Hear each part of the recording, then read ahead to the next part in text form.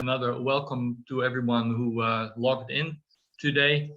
We'll have another 4 presentations today and a 5th one to wrap up the EU project that organizes this meeting today. Yesterday we had a very interesting meeting between 60 and 70 participants, and intriguing and content-rich presentations from Sweden and Germany and Latvia. I'm sure today will be a similar approach, very content-rich, quick, to-the-point presentations. I see the first presentator is already ready. Good morning. But we give it a few more minutes. This will be recorded live, so if you please tick "got it" if you agree with that. If you do not agree, you must leave the meeting. There's no need to put on your camera, but if you want, you can put your camera on so we can see you, but it's up to you. Always keep your microphone muted. And from the people who would like to have a simultaneous translation into Latvian language, go to the 4th box on the lower side of your screen. First box is the number of participants. Then we have the chat, the share screen, record, and interpretation. Tick the interpretation box, and then you will come into the simultaneous translation stream. If you have any questions, use the chat function. And you can also, in the Latvian line, ask your question, and then it will be translated in English again. Quite complicated, but at the same time, just try it and it all will be very easy. Still, people are logging in, so I give it another minute. Professor Mattson, you are ready for it? 1 more minute to go. Yes, I'm ready. Can you hear me? Yes, very well. Thank you. Good. Yeah. Will I share the screen, or do you use the one I sent in? Please use your own screen if you can. Okay. So you can handle it yourself. Okay.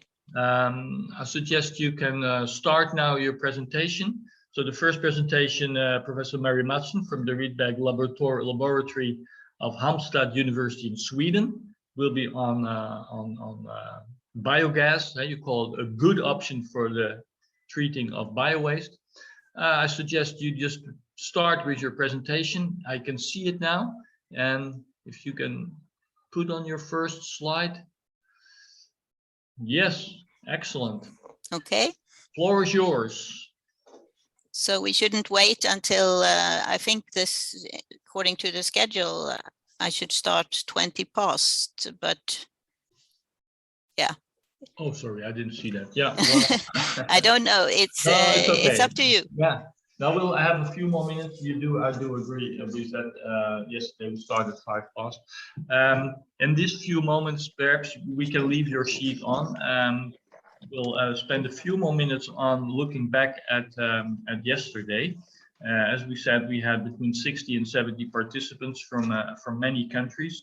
And we had some discussion, which is not very easy if you have 70 people in several languages from many countries in this on this Zoom device.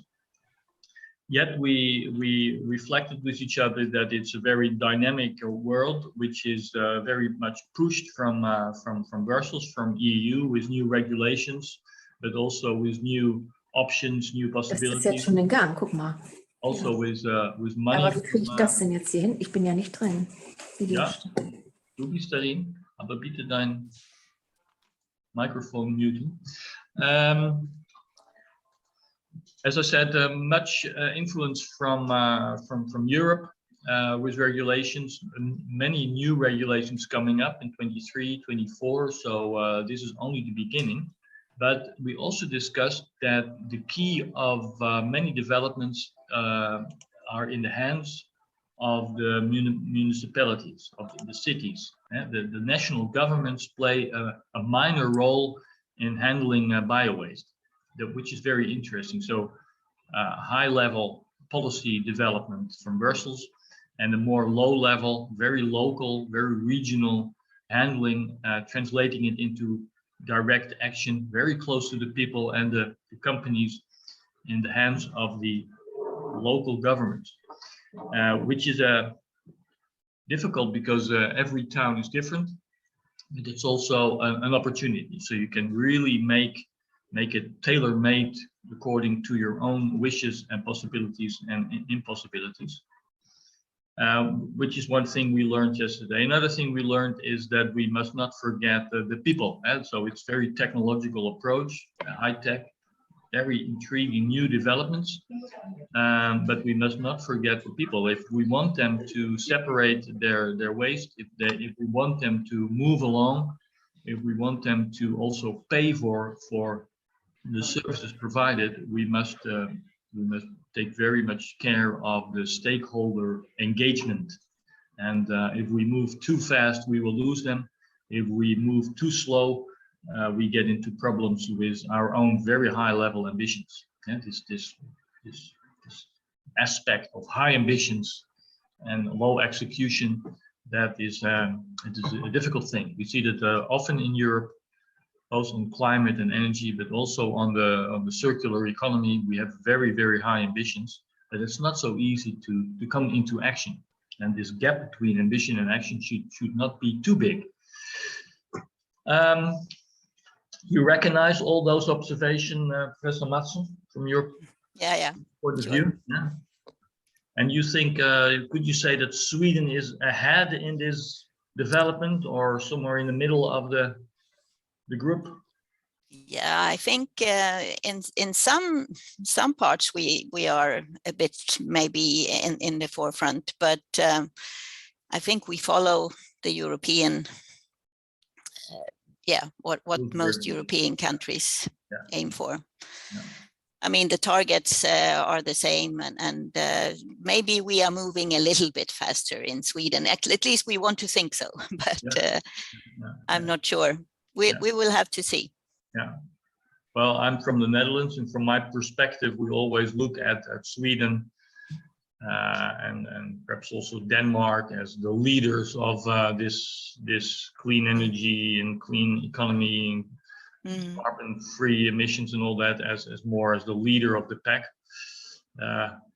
Unfortunately, my country is always lagging behind a little bit. We have a good image, but in reality we're not doing very well. Okay. And I see very interesting to see that the Baltic states are moving very quickly into position. It could be an advantage. If you start behind, it's easier to pick up than when everything is already established. So I think we will see the new champions of this development on the eastern side of the community. Interesting. Yeah, that's my impression at this moment. Okay, despite the fact that we plan to start 10-20, I suggest that we can start now. Okay. We have 44 participants already, and well, not the flow. The number 45 is coming in, but nevertheless, I give the floor to you. Just take your time. If you take too much time, I will signal you, but I saw you have 15 compact slides, so I trust you'll manage. I hope so. I hope so. Okay, success. Thank you. Thank you very much. So my name is Marie Mattson. I'm a professor in environmental science at Halmstad University. And I will talk about biogas, which is a topic that we have been working on, researching on for quite some time. And of course, this will be a Swedish perspective on this topic. So is it a good environmental option for treating biowaste? That we can always discuss. And the first slide here, just to remind us of the climate targets and policies in Sweden. I will not go through all this, but we have some quite, the targets are ambitious, as you also mentioned. We need to reduce greenhouse gas emissions very fast, and we also have to reduce our emissions in the transport sector, and that with 70% until 2030. And of course, this is, I heard today that they actually discussed this on the COP meeting in Glasgow, and I think not all countries have set targets for the transport sector specifically. And also, of course, electricity generation and energy efficiency, we also have targets for. And to the right, you can see all these policies that we have in Sweden, and I will not go through them, but a lot about taxes, of course, energy tax, carbon tax.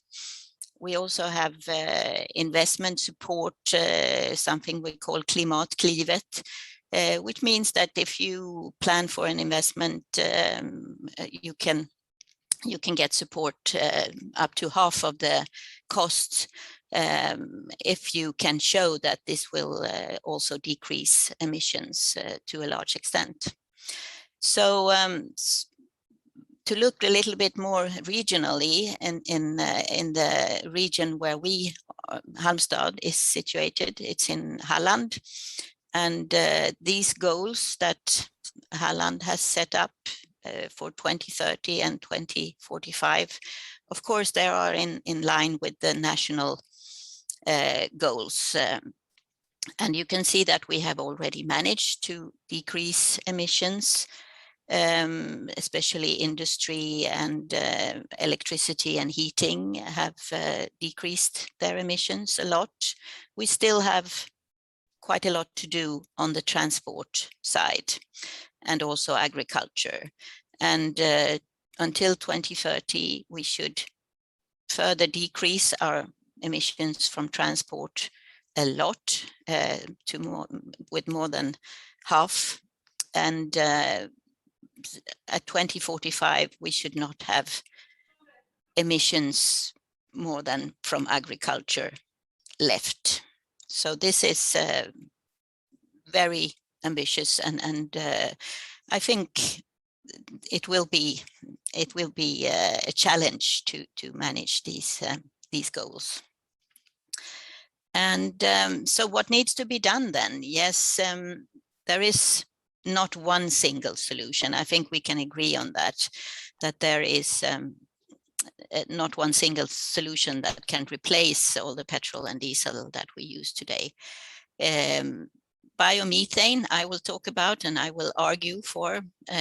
This is a good alternative in the transport sector.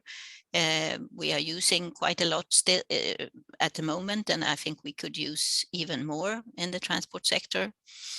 Of course, hydrogen, everybody talks about hydrogen at the moment, and this will come, I'm sure it will in the future, but we still are not really there yet. And it's also important that it's a renewable hydrogen, that we don't use fossil raw material for this hydrogen production.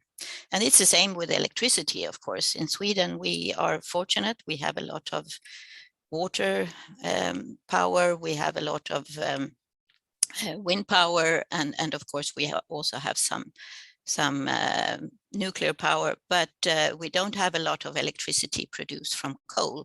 But unfortunately, this is still a situation in a lot of countries.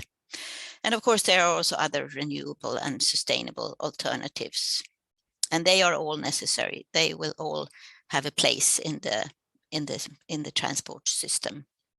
In agriculture, the spontaneous methane emissions from manure can be reduced if we take the manure and digest it in anaerobic digestion. So this anaerobic digestion, what is this all about? Well, this is what I would say the Swedish biogas system, because it's there are some differences in especially what we use the biogas for in different countries. And in Sweden, it looks like this. We use mostly waste material in our biogas production. We use a lot of household waste, manure, and industrial biowaste in our biogas plants. And there are big plants like the top one, and there are also very small on the countryside, more farm-based biogas plants. And of course, we produce biogas in these facilities. We produce also digestate, or what we want to call it biomanure, because it's a very good fertilizer in agriculture. And then we in Sweden use, to a large extent, the biogas to upgrade the biogas for the transport sector. So the middle option. But of course, there are also some of the smaller biogas plants that still produce electricity or heating. And what we see more and more is also the interest for liquefaction of the biogas. The upgraded biogas, if we make it liquid, it's a very suitable fuel for heavy transport. Maybe also for industry and shipping to some extent. So to remind us also what is biogas production, it's bacteria, different kinds of bacteria that digest this waste material that we put into the biogas plant. We have usually mesophilic or thermophilic digestion.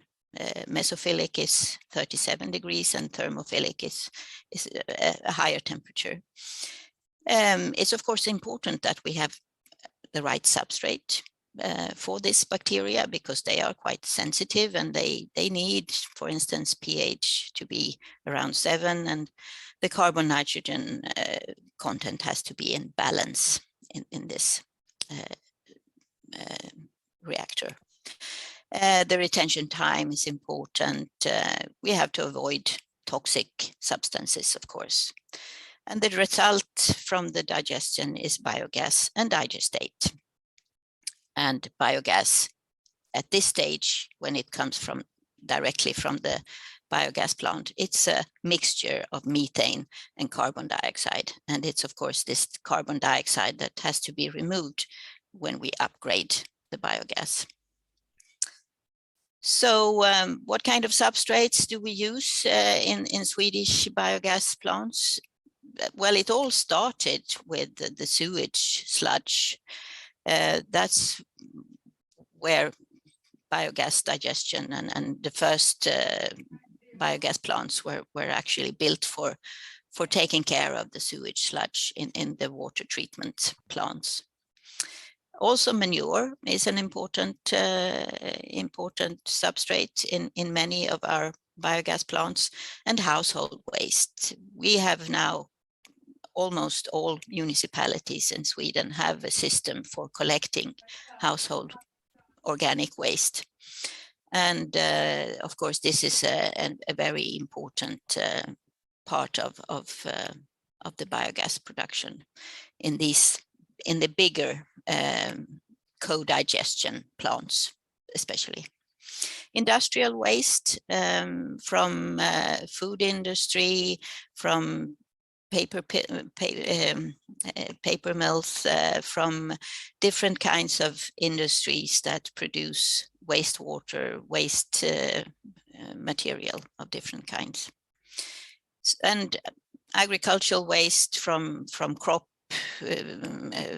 residues and that sort of thing. Of course, there are those who use energy crops also, but to a minor extent, I would say, in Sweden. But of course, it's a possibility to actually grow crops with the purpose of using it in biogas production. What we have been looking at a little bit in our research is also alternative substrates like algae, collecting algae on beaches. I will mention that a little bit more later. And also wetlands. wetland plants to actually harvest these wetland plants and put them into the biogas digester. And so each dry ton of material of waste is approximately producing 200 to 400 cubic meters of biogas. What is also very good and important, and what we look at in our research is that biogas is a very important in this circular economy context. Biogas can close the loop and create this circular economy, since the biofertilizer produced in the biogas plant can go back to agriculture and produce new food, and then the food waste goes into the biogas, and that's how we create this circle. Also, from upgrading, there is this carbon dioxide that could go into greenhouses and increase the production of tomatoes, for instance, in greenhouses.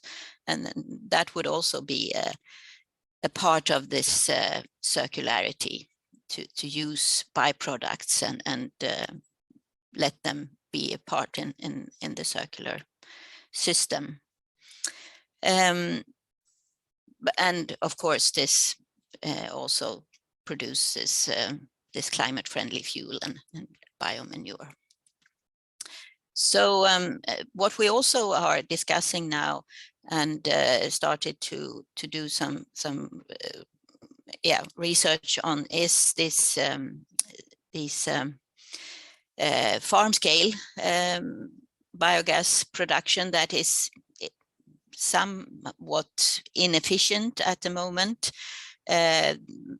Most of these small scale farm scale biogas plants, they use the biogas for heating and electricity, but many want to upgrade also their biogas. And we have been working with this Vidzeme biogas, situated here in Halland, a bit north from Halmstad. And it's a network with about 30 members. Most of them are farmers. And they have biogas production, but until now, only for heating and electricity. But now they also have built an upgrading plant, and they now have a filling station. And you can see from their logo that they also want to stress this circularity, and they would like to use also their biogas for their machinery on the farm, the tractors, the machinery. And there are actually, the picture to the right is actually a tractor that runs on biogas. And they got these investment support that I mentioned in the beginning, Klimatklivet, and they also got some support from the Rural Development Program to make these investments and to start this production and upgrading.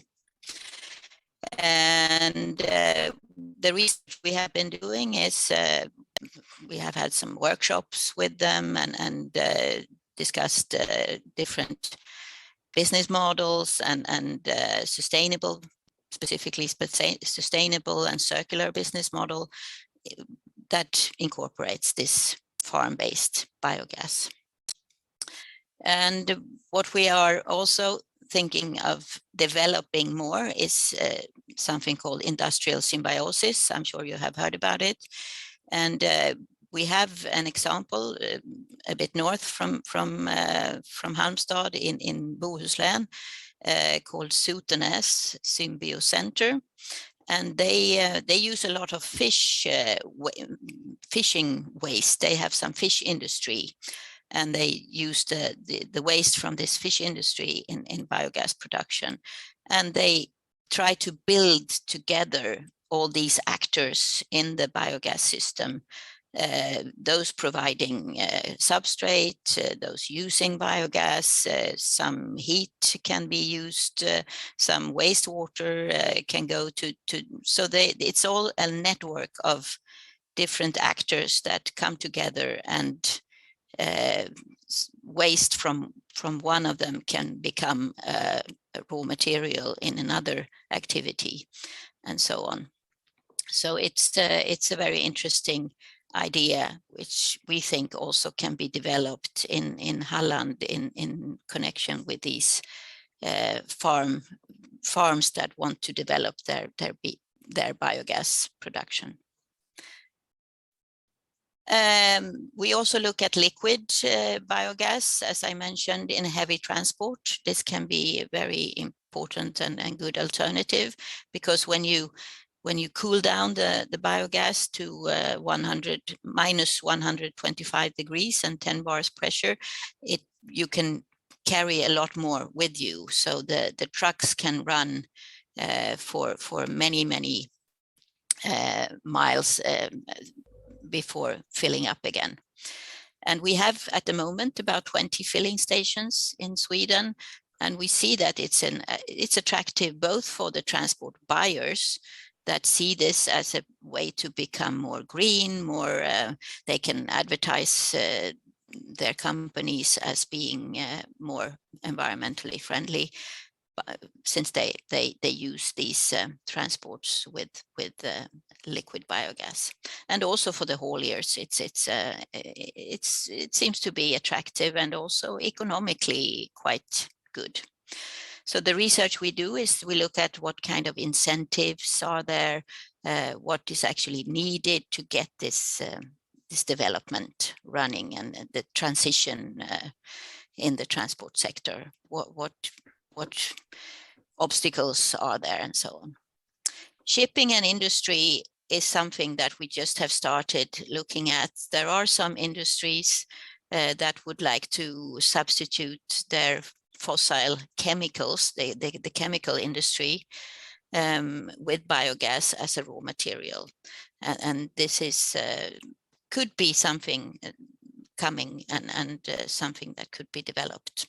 Shipping, of course, if all the ferries would start using biogas instead of natural gas, these ferries to Gotland, for instance, there is at least one of them that uses some biogas in their mixture, but of course it would need a lot of biogas. And then we really would need to use all the substrates that we can just find. And of course there is more manure. A lot of manure is not digested today and not used for biogas production. There are still some food waste that could be still made more efficient. The collection of the food waste could be more efficient, and we could find more substrates there. Crop residues, municipal waste. As I mentioned, we have looked at seaweed from beaches. Of course, we have to have a better collection system than shown in this picture, but we have shown that it's actually possible, and the digestion works with seaweed. There's no problem with salt or that sort of thing. And wetland plants, as I mentioned, is also a possibility. And at the moment, we only produce about half the biogas that we actually use in Sweden. So we import almost as much as we produce ourselves. And that is, of course, not a situation that is what we would wish to have. So I think there is a need for incentives. There is a need for more support, and we hope that the government will come up with some new ideas here with how to support those who want to invest and want to start biogas production, so that we could at least produce what we use in Sweden, but I think also up to about 10 terawatt hours is possible for us to produce. To sum up, I think I have used my time. Climate change is a reality. We need to the emissions has to decrease. We argue for biogas. Fossil-free fuel and circular economy are important factors in this, and biomanure is a good fertilizer. So locally produced energy, we increase our self-sufficiency. We also get some rural development together with this. And we need to now collect all the substrates that we have available. And we need to develop the business, of course, and to influence procurements. I think the next speaker will probably talk more about procurements and policy. That also needs to be in place. And also a little thanks to my colleagues, Niklas, Anna, Henrik, Fauzi, and Maya, who has been involved in this research. Thank you. Yeah, thank you very much. Very interesting. There are some questions on the chat. I have a few also to start. One of the opportunities for growth you see in the harvesting the plants from wetlands. Is that also a policy in Sweden that you should increase your acreage of wetlands to protect the peat soils? Oh yeah, sure, absolutely. We have there is a lot of interest in this at the moment to re-wet those peatlands that has been drained for many years, but to actually make them wetlands again. Yeah.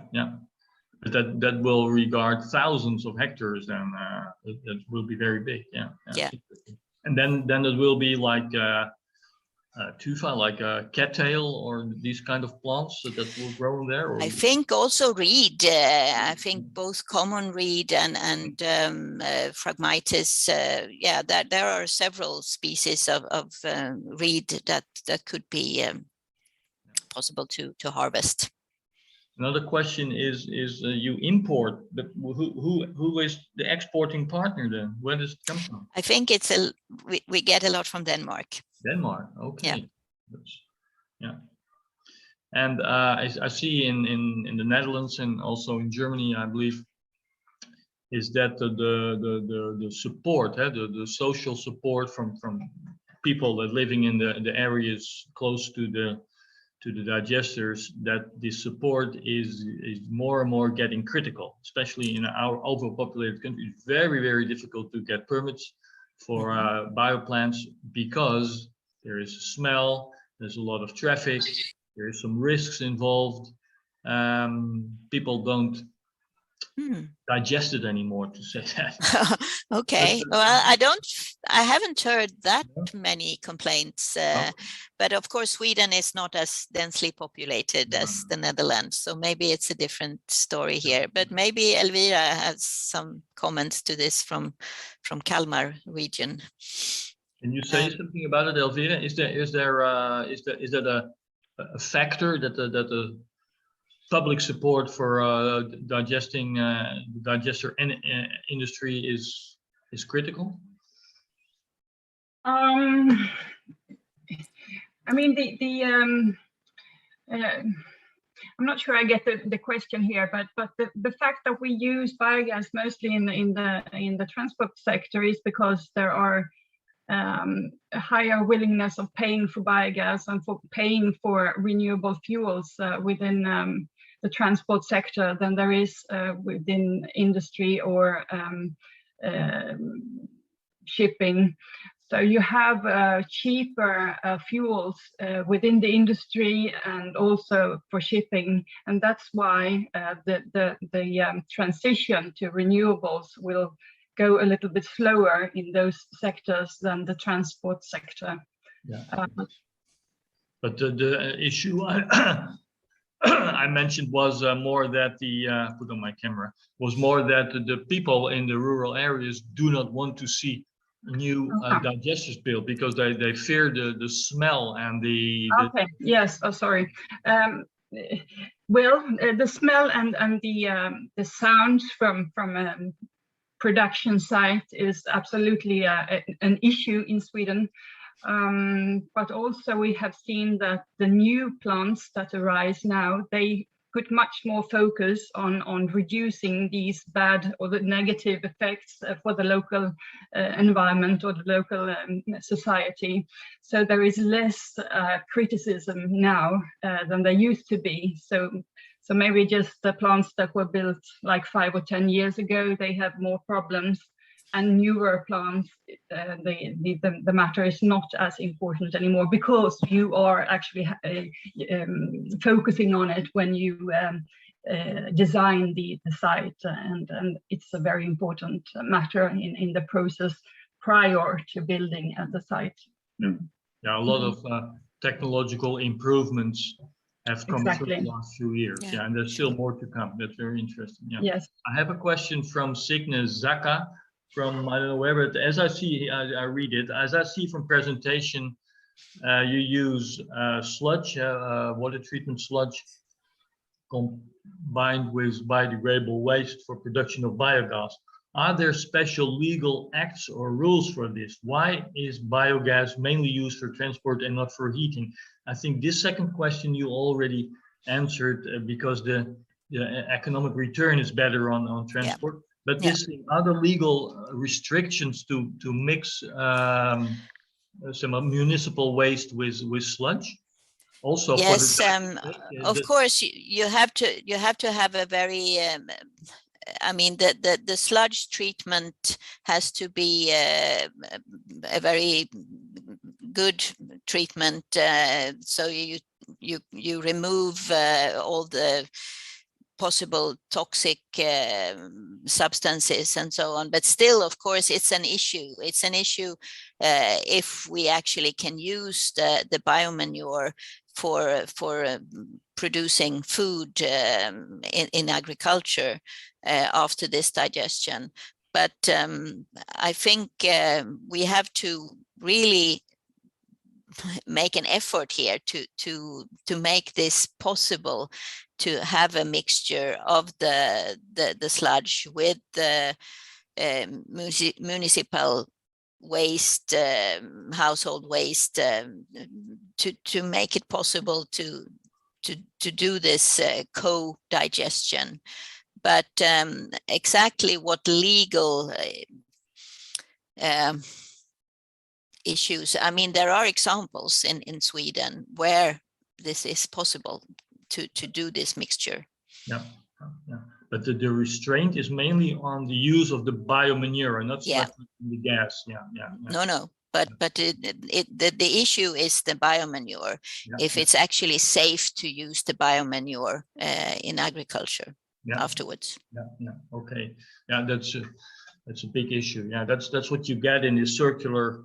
That there is no waste in the sense that somewhere in the chain you could discard your critical values. Every player in the chain must be critical on that. Yeah. I see a remark from you said it yourself, Elvira. The reason that Danish biogas is imported to Sweden, in Sweden, or exported to Sweden is well, it's the business, it's the subsidies, it's the money thing. Yeah, sure. That's how it works. Yeah. That's how it works. Yeah. And thanks from Zaga. I'm looking at a guest from outside the EU. Can I ask you a question? Bekzat Tashdemiro from Uzbekistan. Is this development of biogas also something important and in the picture in your country, in Uzbekistan? Здравствуйте, могу на русском языке? Yeah, your radio. Russian. Yeah. Well, I thought you came from Uzbek, but is it? So you're from Russia or Uzbekistan? I speak in Russian. Oh, you're speaking Russian, so. So you. Yeah, but I speak the English very bad. Very small. Yeah. Well, but you can say yes. You understand me. You understand the discussion. Also, I understand. Yes. It will be difficult to have. I could try translating. Yeah. To English. In English. Well, here's a Russian translator. The question is this development of biogas also relevant in your country? Is this a new coming business or is it unknown to you? Вы поняли вопрос, да? Ну, хочет спросить про производство биогаза в нашей республике, правильно, да? Понял? Да, ну насколько это важная тема в вашей стране? Ну, так как наша республика является аграрным сектором, это 60% нашего населения проживает в сельских местностях,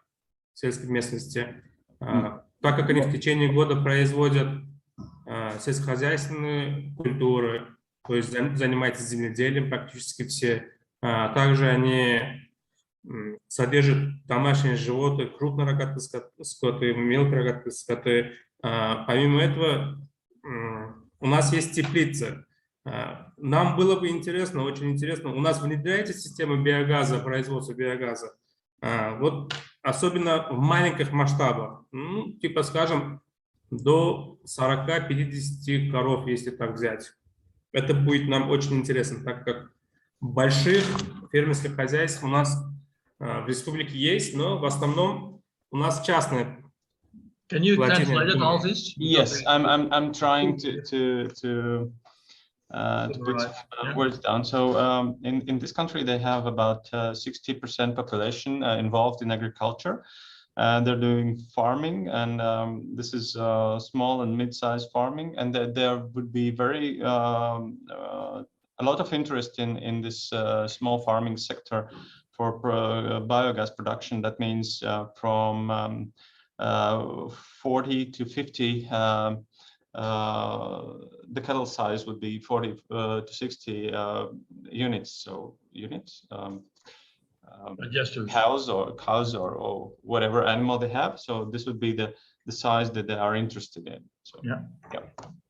Well, there are some business guests here as well, Amanda. So it may be interesting to have a look at the eastern side.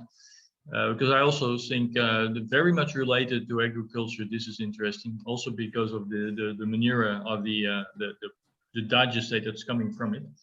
Well, thank you very much for this, and also for stepping in for the quick translation. There's a question from Zan Galit. What's the use of the digestate? Professor Mattson, we discussed it before, but most of the digestate will go as a biofertilizer back into agriculture. Yeah.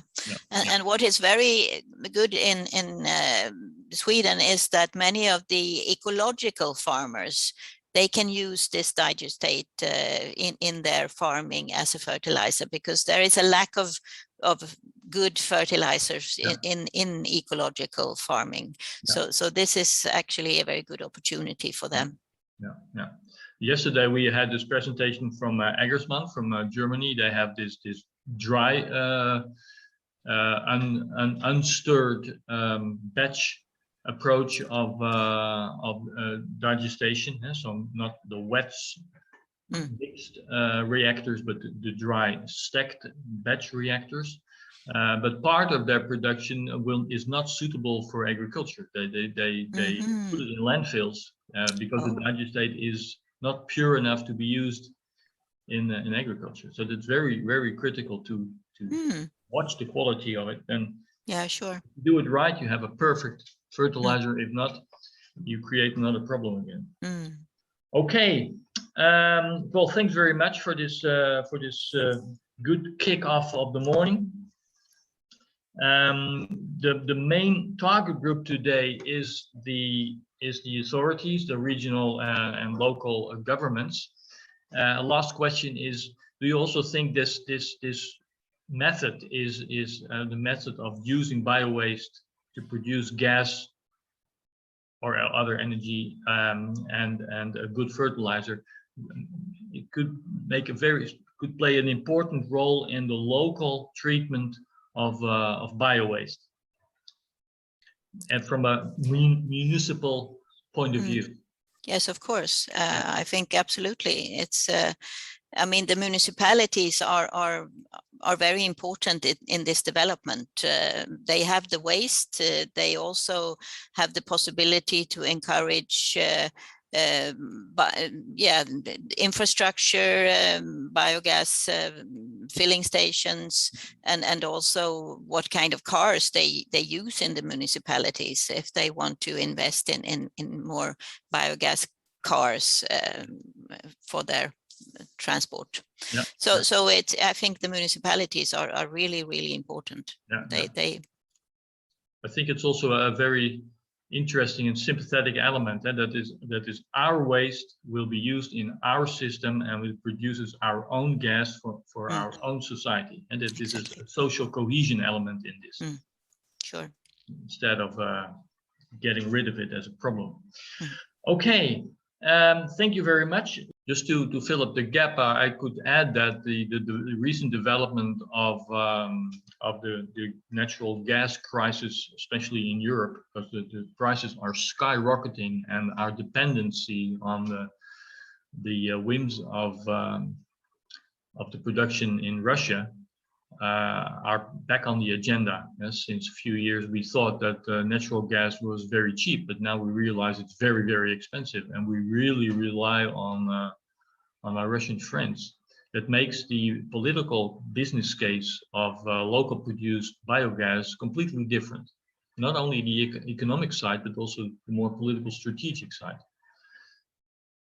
So this, I think there's a great future for local produced biogas. Again, it's back on the map. Okay, Rūta, back to your first slide. Yes, I will try. You're loud and clear in the...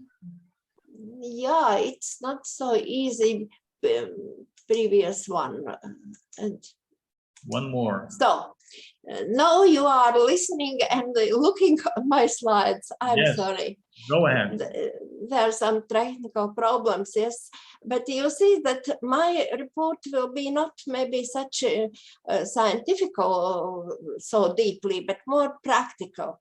Practical, what we are doing and how it looks like from our side, what kind of technical methods we are using. But you see the life cycle thinking, it's such more popular thing today in Latvia too, but I can't say that we are deeply inside, because it's more as logging, but not as the practical activities.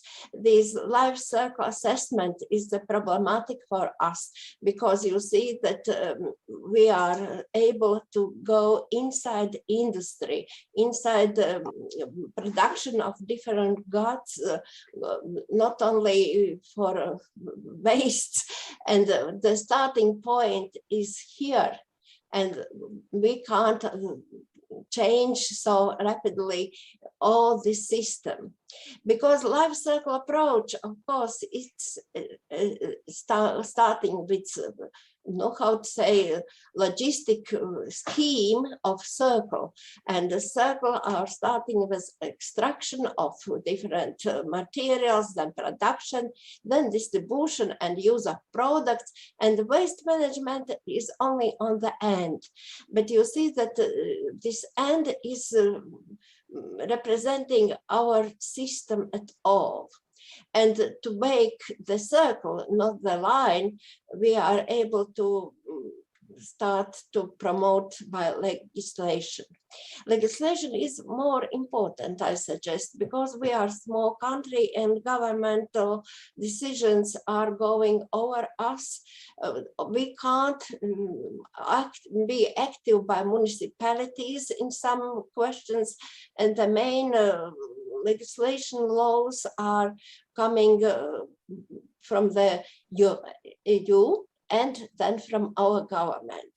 And of course, during last 2 decades, we are trying to change our mind, but it can't be done so quickly.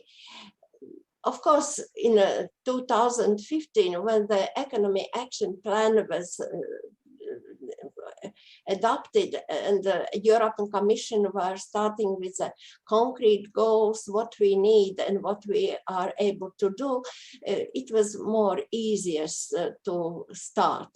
But the starting is hard everywhere and for everyone.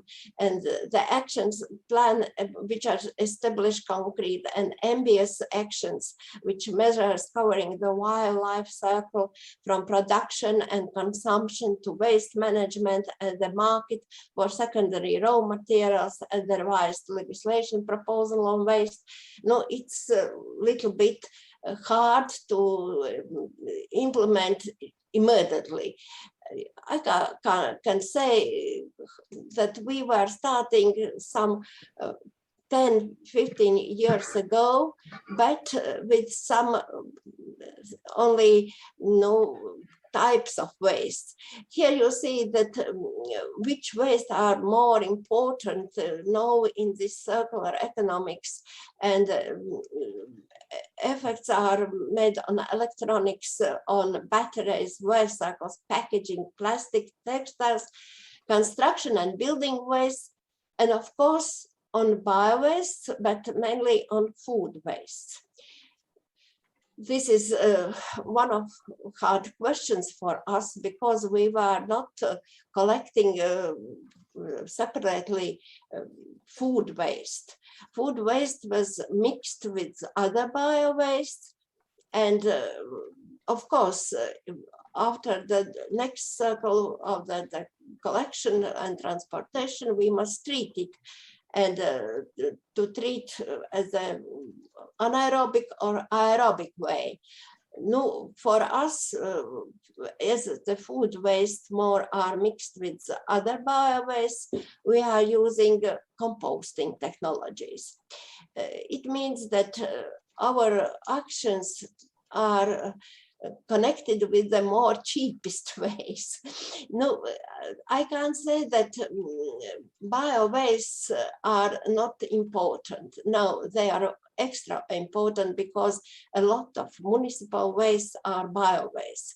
More than 40% are bio-waste, and from them about half is food waste.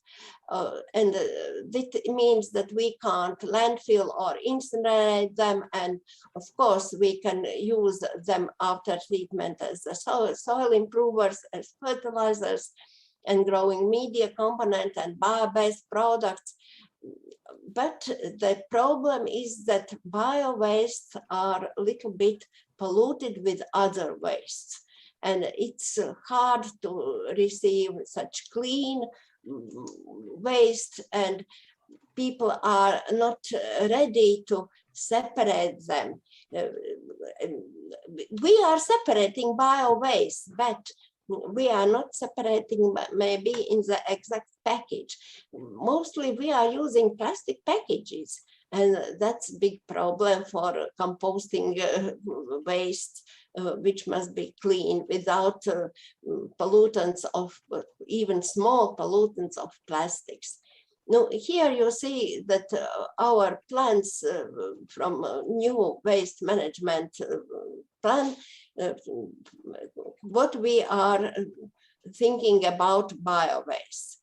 The previous 10 years were not very nice because we were collecting a little bit, we are composting a little bit, we are using a little bit for biogas production, but a lot were going together with other municipal unsorted waste to our sanitary landfills, because it's one of the cheapest ways. And it's quite important today in Latvia to get the cheapest solution for the waste, because you see the problems with different things are going on, and we are able to cover everything what we need, and we are lacking a little bit money and little bit even such scientific and practical knowledges how to do. The goals are similar to other countries of European community, and you see that they are very hard for us. For example, we must reuse and recycle about 55% from municipal waste till 2025. No, today we are treating not more than the 30–40%. It means that during next years, it will be very problematic to rise this level. The progress towards the goal of increasing the amount of municipal waste, no, it's unrealistic. The quantity of municipal wastes are going up, and we must change not only politics, but we must change the industry. And at first I suggest the packaging industry, what kind of materials we can use for packaging, what kind of materials, such persistent materials we can use for production of different goods. And this goal is problematic to reduce our municipal waste quantity till 2030 by 60%. But what is realistic? The realistic that until December of 2023, we must sort bio-waste from other wastes and separately collected, and of course we must recycle them. We were starting even 20 years ago with this separate collection and the treatment, but it was not so popular.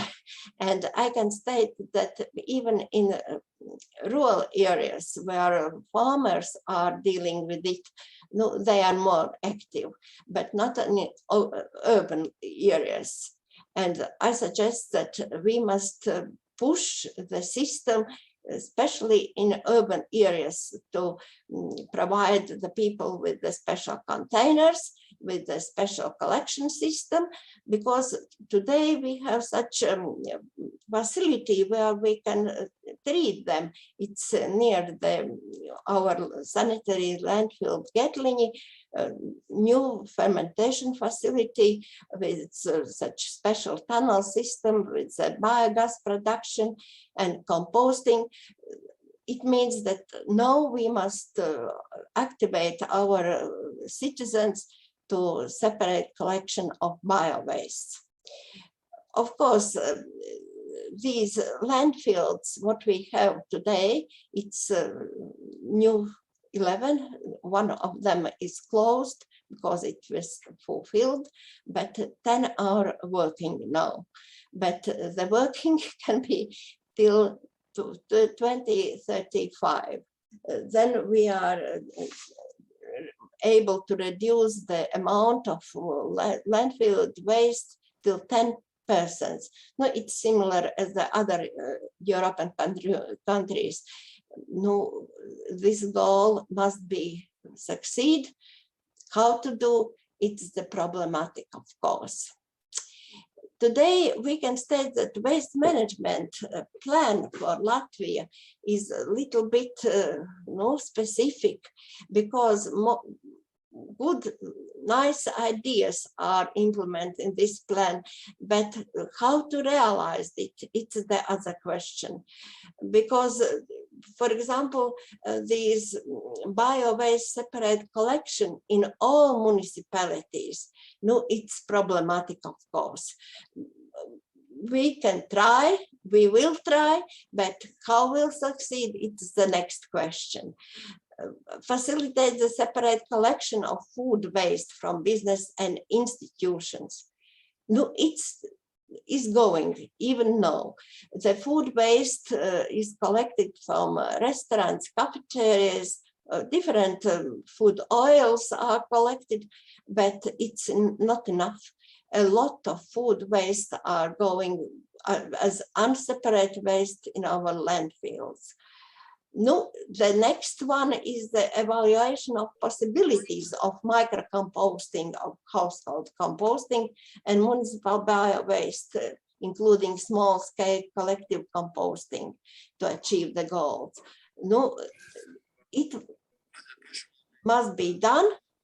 It's an interesting thing, but it means that people who are living in many flat houses must be educated how to collect, because the separate collection of food waste must be done in their flats, and only then the next step is collection in their big containers. Of course, this infrastructure of bio-waste collection and treatment must be established.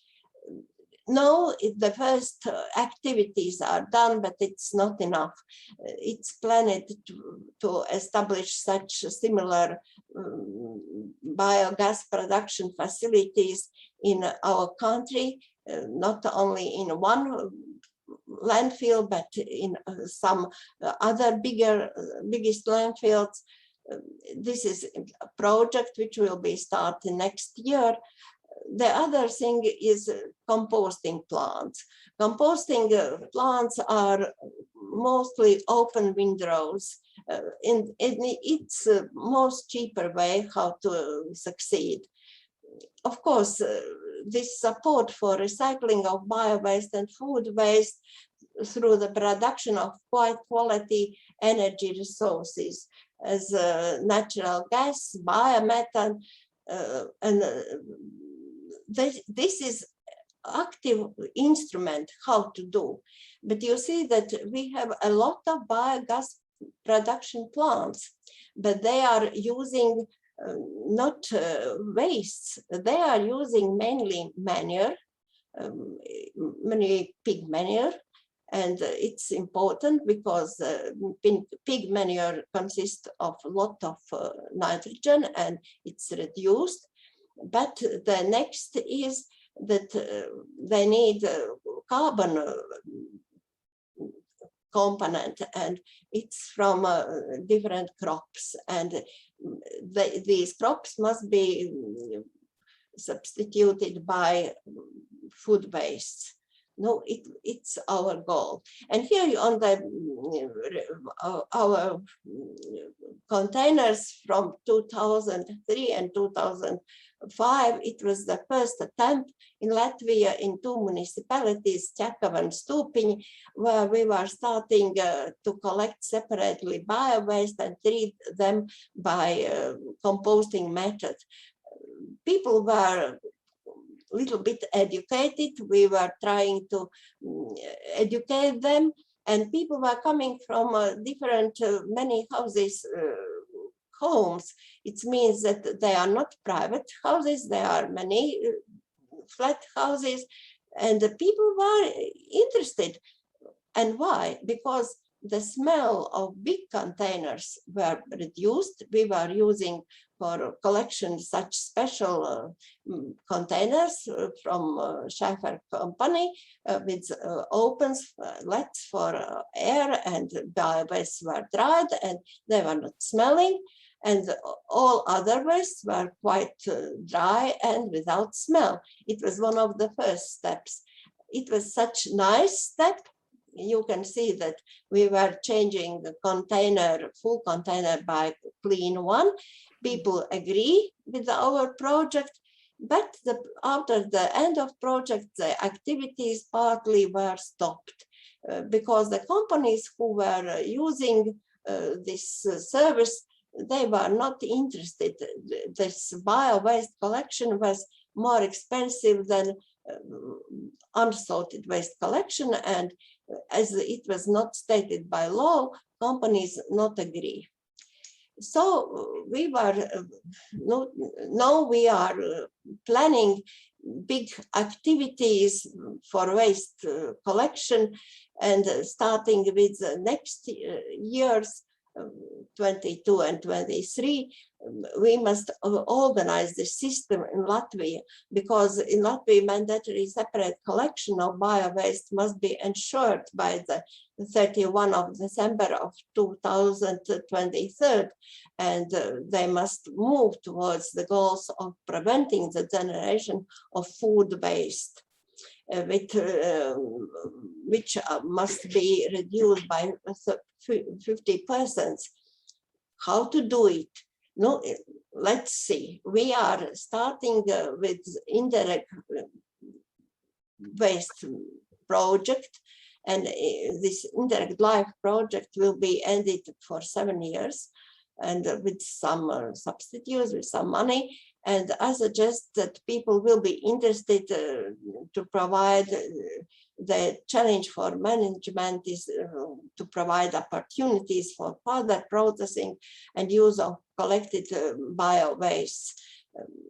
Here you see the first separate waste containers for bio-waste. Yes, here are different containers for separate collection of plastic, for glass and paper, and for bio-waste. Here are deep containers. They are arranged by the company ZAO, mainly in the northwest of Latvia.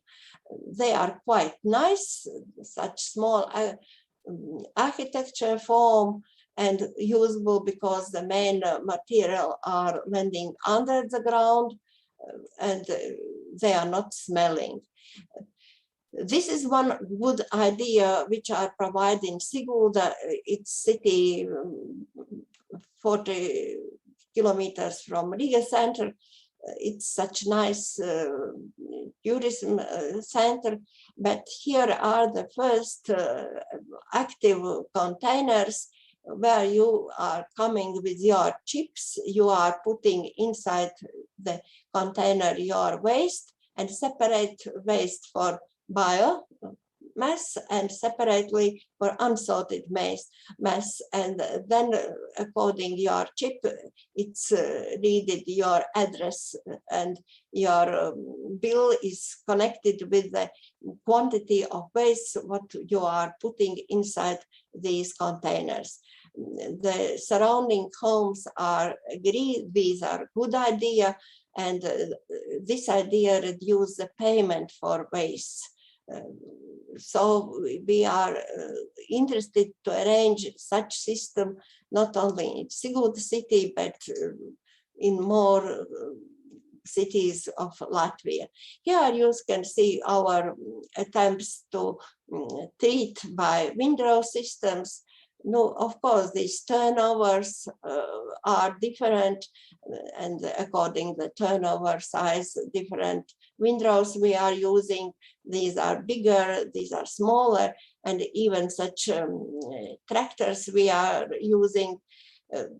That means that people are trying to start. And here are the first household composting beans which are used for local home composting. Biogas plants. Biogas production is quite popular in Latvia. We have more than 56 biogas production plants, but as I said, the main material is manure and different crops. And only some of biogas plants are now starting production biogas from food waste, but they are too small, and it's only starting point for us for waste usage for biogas production. The next, you can see this first big bio-waste treatment facility in Getliņi. No, it's our future hope, because here are really technical equipment, good quality laboratory which can detect the pollutants content, the other problems solved, and the system is such that today unsorted municipal wastes are sorted, Then by trammel seats, they are seating till small pieces where the organic mass is more than 50%, and this is coming from these seats to these tunnels. Tunnels are fulfilled with biomass, not clean, but mixed with soil, with different small stones and some pollutants. And so after that, this mass is kept for 2 months, and water is used for this dry mass, but the water is collected with organic resistant, and then this special water is coming to biogas reaction towels, and biogas is made. So we are making biogas together with compost. As the compost is not so clean, we are not allowed to take it out of landfill, but we are using this compost for covering of landfill. And the plans are that to use this compost for growing different bushes and use the food material. Here you see that these laws from European community are coming with the directives, and of course food waste prevention into their waste prevention programs. No, we have such program in Latvia, and together with this new waste management plan, but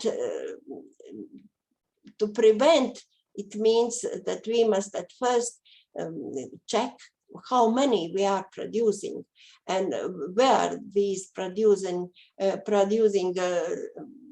change elements are.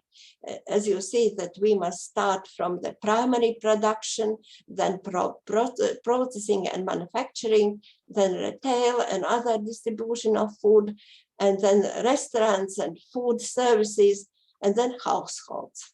So we are organizing such testing of food chain and detecting how many food waste we are producing and what it looks like. That during the 2019 and 2020, wastes were produced mainly in different industry sections, food industry, and in households. Rūta, can you? Yes, I'm finishing. Yes, it means that we must reduce here in industry, in our food production, and in our domestic side, it means by households. These are two problematic sites. And the goal is to reduce the food waste. But you see that even in 2020, the problematic actions are going on. This is our goal, but this is our reality. How to provide the situation and how to organize it. No, it means that we must take a lot of such activities, a lot of decisions, and a lot of money, I am sorry, and to fulfill our goals. Thank you.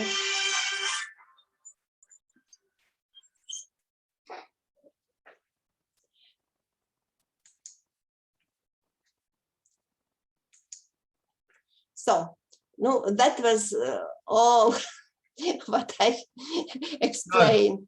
No, that's very good. I think everybody will recognize this, this big gap between ambitions and plans and the realization. That's everywhere a big problem. And we should be aware that while we are trying to reduce waste, our societies and our wealth is also increasing, our total consumption, imports. So we are fighting an uphill battle, and we're producing more and more, but we also want to reduce at the same time. So this is very, very much a story that everybody knows. We still have a few minutes because we started a bit later, but everybody will also recognize this approach. Should we separate our waste upstream, close to the households, in the neighborhoods, in the streets, or should we separate it in the factories? And you had some slides of this very modern new factory where everything is separated with robots and technology in the factory. I see it I live in a big town, and we gave up on separation in the households. We go back to separation in the factory because the quality of separation in households is never good enough for the purposes you need. So what is your bet? Will you rely on separating upstream to the households, or would you bet on separating in a high quality, top-notch technological factory? It means of the situation what we are enjoy in our country. At first, of course, we can't mix bio-waste together with other waste. It must be separated, yes. If the other wastes are quite dry and we can use these technical methods, yes, it's quite good. But today, if everything is mixed up, and then can you imagine that big containers, more than 1 cubic meter, are pressed in transport 5 times, and then transport is taking them to landfilling plant, and then they are trying to separate something.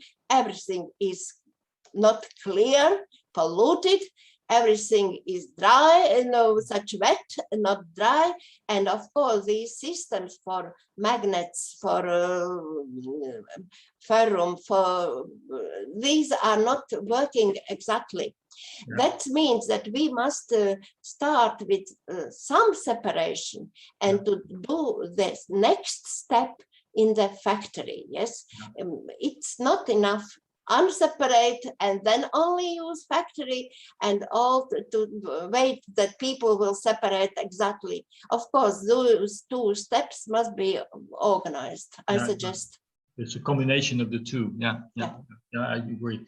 One question comes in.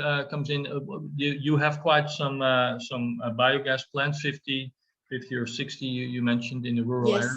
Is it used to make electricity, or do you also feed in gas, biogas into the gas system? Mostly electricity and heat, but we are planning to go to such fuel for well cycles. You see that this natural fuel or natural gas, their prices growing very rapidly, and that means that when our biogas will be exact price, of course we are starting with this, and thanks to our colleagues from Sweden with the good ideas. No. That was the question is answered by that. Yeah, we see that this development everywhere in Europe. We shift from electricity to high quality gas. Okay, well, thanks very much again for this recognizable introduction. As I said, everybody will recognize this battle of how to reach our ambitions that are getting higher and higher all the time. That is quite a challenge, but I hope it's also a consolation for you, Rūta, that this is going on everywhere in Europe or in the world. So you're not alone on this. But we can learn from each other and learn with each other, and that's the purpose of this networking. For everybody in the audience, feel free to approach Rūta Bendere if you have questions, if you have suggestions. This is the purpose of our meeting, to network and to meet each other and to link up. So please feel free. Thank you very much. We'll go to the next presentation. Elvira, you're already in position. Yes. You have plans for effective bio-waste management and utilization, which is a kind of perhaps an answer to the questions Dr. Bendere had. You have your presentation ready? I have. Let's see if I can manage it. All right. I see something moving. There you are. And then you go to the first slide. I'll press that one. Here we go. Are we ready? Can you see it now? Yes, well, great. You could. Or do you see it in the presentation? Oh, yeah. To full mode. That's the one. Let's see. This always happens. Elvira, yes, that's right. Yeah, to I think it's here. Is it better now? Not yet. There Yes. we are. That's There we are. Oh, great, what we great. want. This Okay. always happens when you enter Zoom, not the other digital formats, but Zoom. Oh. This to me. Great. Anyway, great. And thank you very much for having me on board on this conference. I'm glad I was invited and very interesting so far. So my name is Elvira Laneborg, and I'm as Ecological Sustainability Development Officer working at the Municipality of Kalmar in Sweden, southeast of Sweden. And I will focus, as you say, on biogas and mostly on what we have done locally in an operative way, more or less. And I will also start by saying that the Municipality of Kalmar has very ambitious climate goals. We would like to be fossil-free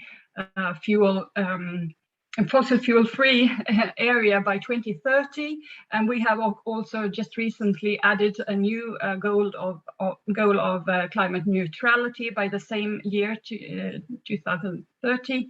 And also a goal within the municipality organization by being a circular society by 2045. So, sorry, 2030 in our own municipality and 2045 in our geography. So we have really tough climate goals to work with. And when I say biogas here, it's biomethane and mostly as you might understand, we use it in the transport sector. For those of you who don't know, this is Kalmar on the map. So Kalmar is the name of the region, it's the name of the municipality, and it's also the name of the city. And the municipality has about 70,000 inhabitants, approximately 40,000 of these live in the city. And well, our main businesses is process industry, trade, and also public sector. These are the biggest ones, but we also have a rather big farming sector and also tourism sector. As you can see, we're situated right onto the Baltic Sea. So those issues with environment and ecological sustainability is very, very important for us. We have a university, the University of Linnaeus, has some 30,000 plus students, which also is a good effort and what we have here locally. And I cannot make a presentation about biogas without showing my friends. Cows are very important in the biogas sector in Sweden, and maybe you just want to ask yourself, why bother with biogas? And yes, well, we've heard the reasons. Marie has told us very much about them, so I'll just let the cows say these very quickly. Obviously, reduction CO2 emissions. We have the nutrient leakage that we can reduce.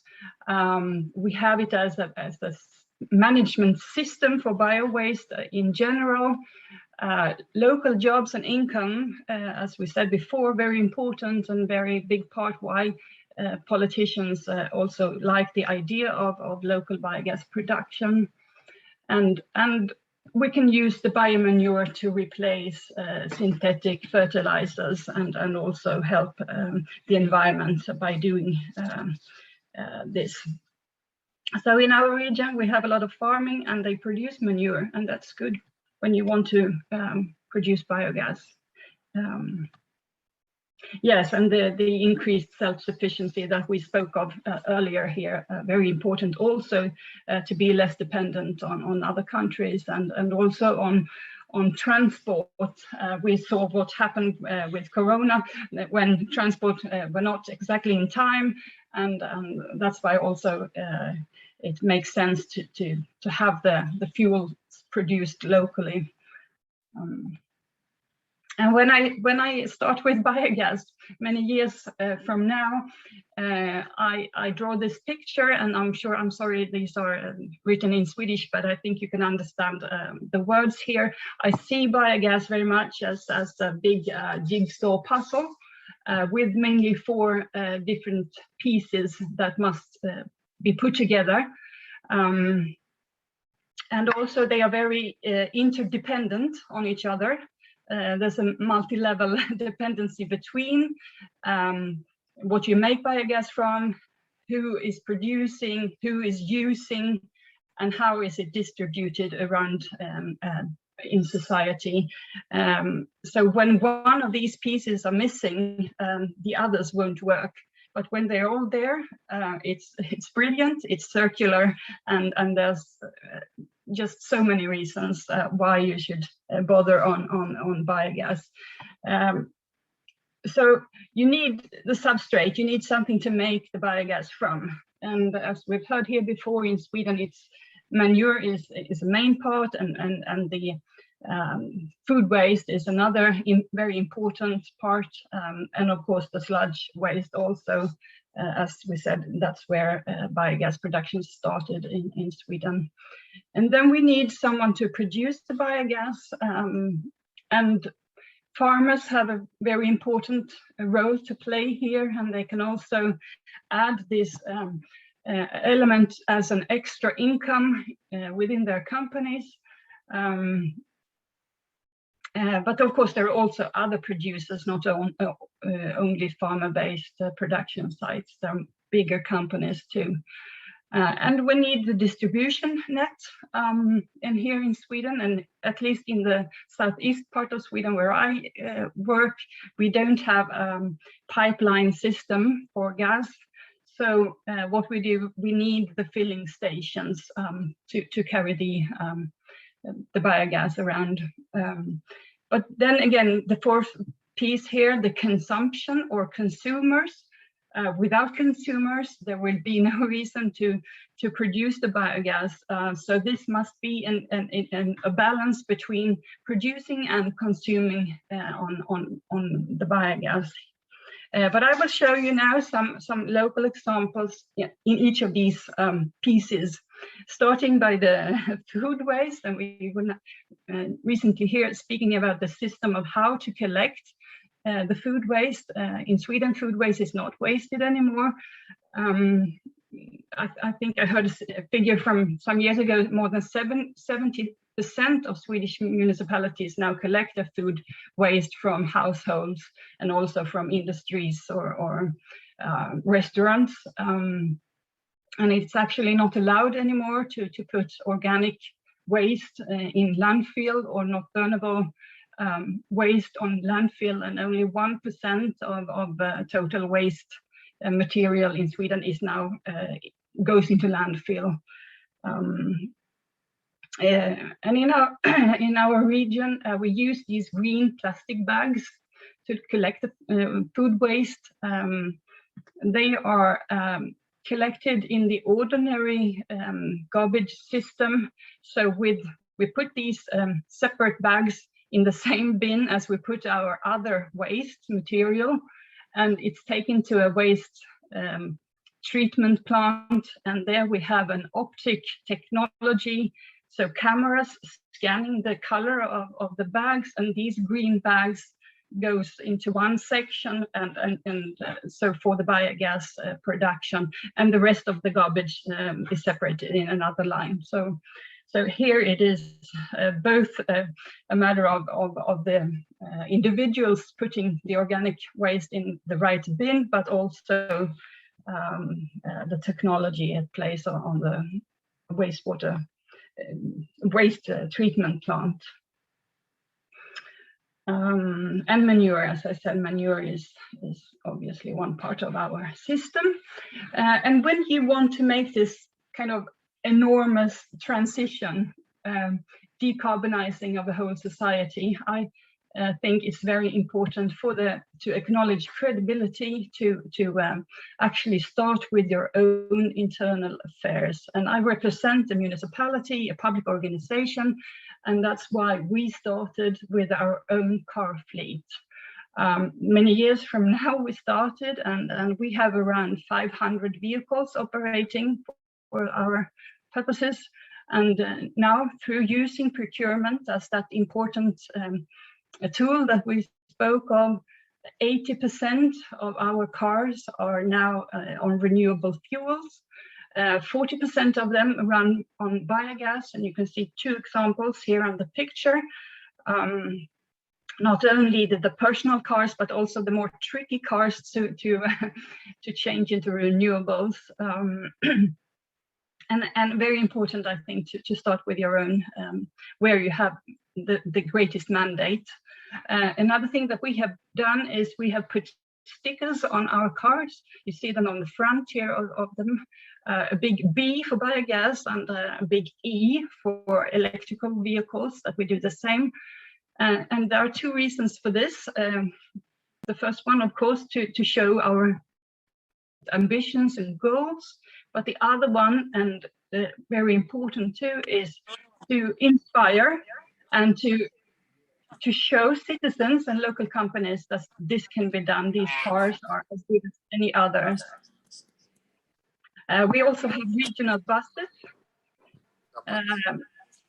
100% of our regional public buses are renewable fuels, and 60% of them runs on biogas. Yes. So now we'll go on with the third piece, distribution. As I said here, to the left here, you see the map of the region, and the yellow dots in the map, they represent filling stations for biogas, compressed biogas, that were there prior to 2018. And you see they are all situated along the coastline of our region. But what we have seen now through a project that we have spent since 2018 is the Biogas Boost project, where we have all 12 municipalities. We have public and we have private partners also included in this project. There has been a mass expansion of filling stations, so going from 6 to 17 in 3 years' time. And there's only one filling station that has not been built yet, and the one on the northern part of the island Öland. And except for that, we have at least one filling station in each municipality, and which was a goal of this 3-year project. And this is thanks to, again, Klimatklivet, as mentioned before. That's a national subsidy program that we have in Sweden. And you could actually get up to 70% subsidy from the national government here. And we also got one filling station with liquefied biogas, LPG, in this here. Yeah, and that's the mayor of the last of the final municipality, and that filling station is now under construction. So we hope to get there very, very soon. Don't mind all the figures in this slide, just showing you the trend, the statistics of the results of this. In our region, we can see a plus of 85% when we look at the number of personal cars and vans run on biogas or compressed biogas. Whereas in Sweden as a whole, during that same period since June 18, there is a decrease of 5%. And we see that making activities to showcase that these vehicles exist do actually give results. And the municipalities and the other public authorities play a very important role in doing this. 40% of the CBG vehicles here in the region are owned by public authorities.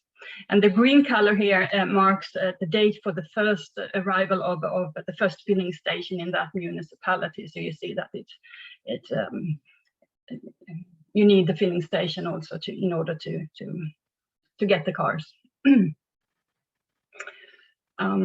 Yes, how did this happen? You might ask yourself. Well, pre-COVID-19, we did lots of activity going to places where local citizens go.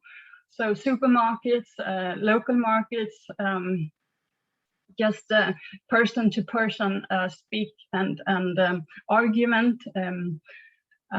Obviously then COVID made a stop to that, and we went digital as everyone else. And then we focused on our digital channels. We did a big conference, and we sent out this thematic paper going to 110,000 households in our region.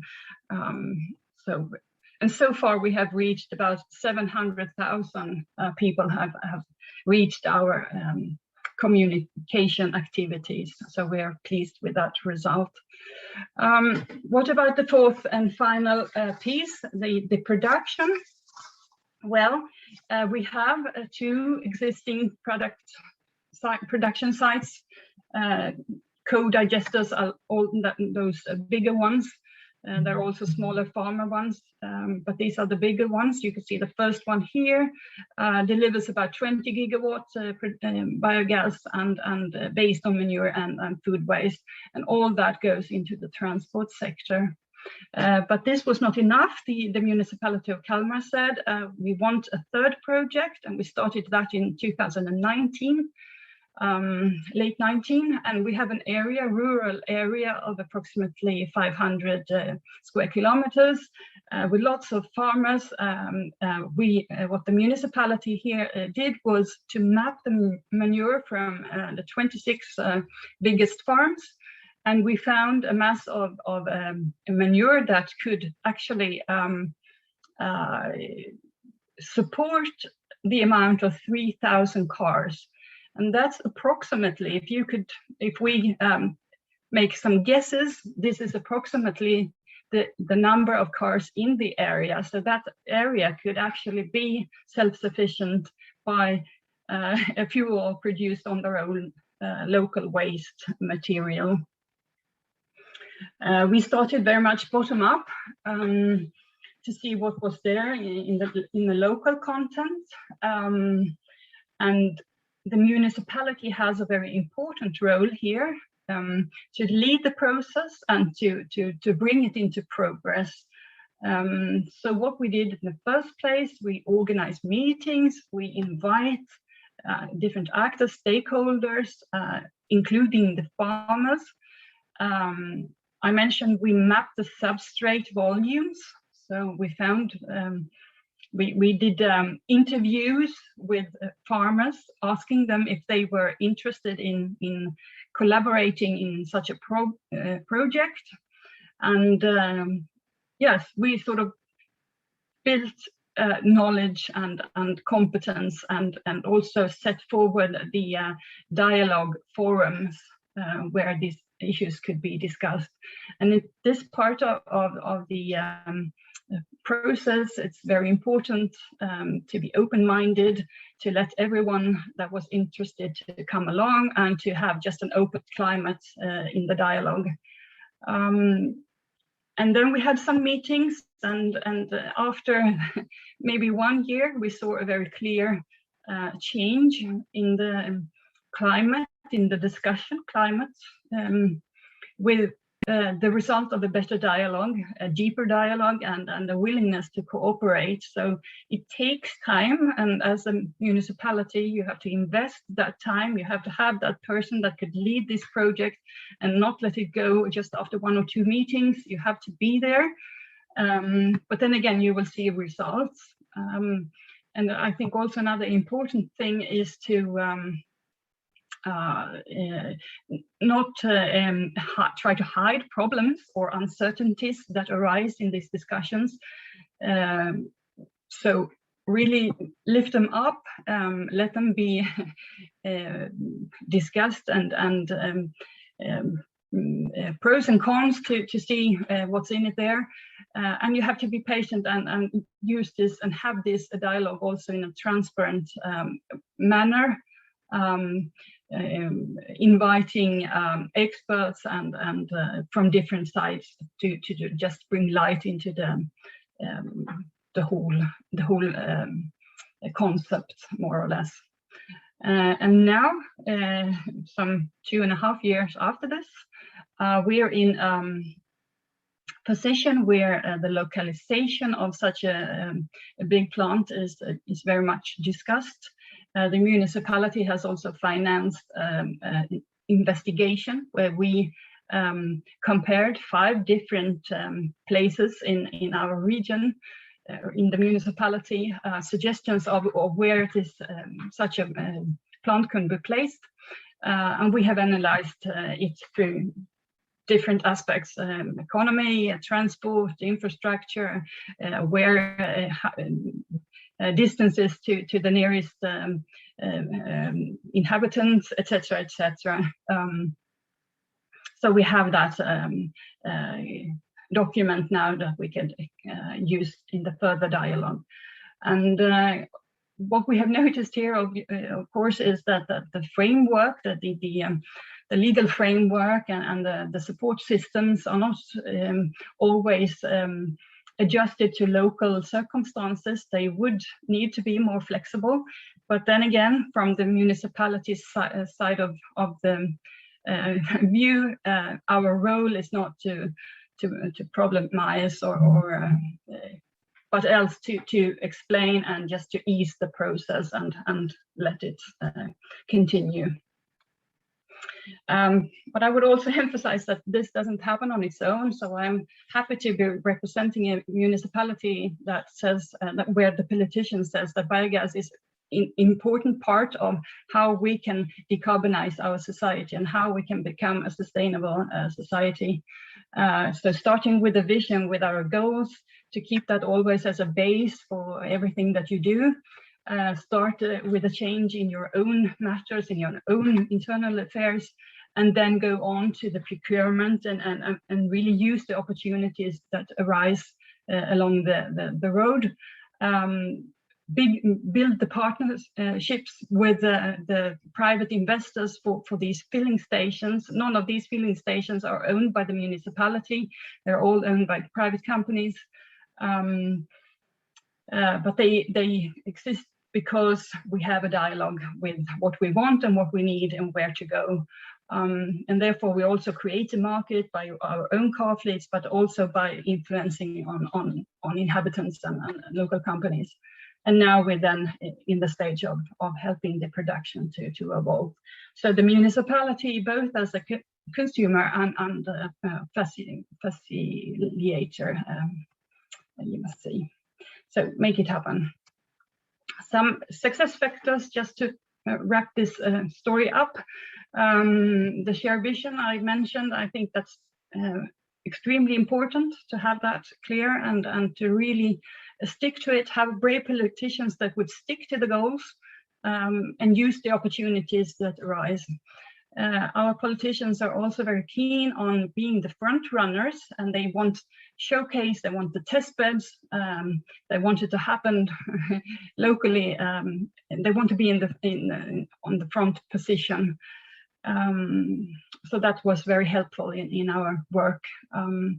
We also have strong partnerships both locally and regionally. We have one that is called Biogas Sydost. It's managed by our regional energy agency, and they have several meetings every year where we can share knowledge and discuss the matters, and you can the ones in the front line can help municipalities or actors that are a little bit behind. So very, very helpful for us. And I think also another idea, and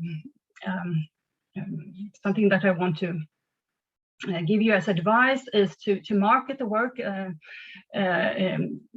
along the process, not wait until everything is done and finished and you're totally successful and happy at the end of the project. Use the media, use use that along the road and celebrate milestones, because this really builds the identity and the collaboration ambitions in the process. And then, yes, it takes time. It's not a quick fix, so you have to stick on to what you started up with and make sure you get to the results. Yes, so thank you very much for listening here, and please ask questions if there are any. And welcome to Kalmar, in case you haven't been here. And this is the beautiful castle of our city. Thank you very much. Thank you, Elvira, for this introduction. Yes, we all want to come to Kalmar very soon to visit you. It's a very nice mixture you showed us of persistent policy and leadership. It's almost local leadership, because you use, of course, the EU regulations and the national money, but the leadership is very local, and that is, of course, a key factor, to mix the national opportunities and the pressure, but to show the local leadership. And as you said, you need brave politicians and hard-working officers like yourself.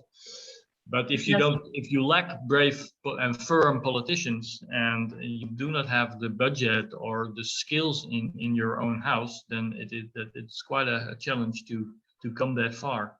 I also highlighted this interesting approach because we discussed it with Rūta, this question, upstream separation of waste or in the factory, and you made a very nice mixture with those green bags, these green bags that you can identify through vision technologies in the factory. It is, of course, provided that the people use their green bags. Do you have any sanctions if they don't do that? And some people use them in the wrong way, and they will actually get contacted by the waste company to say this is not correct, and you need to change. But you have some sort of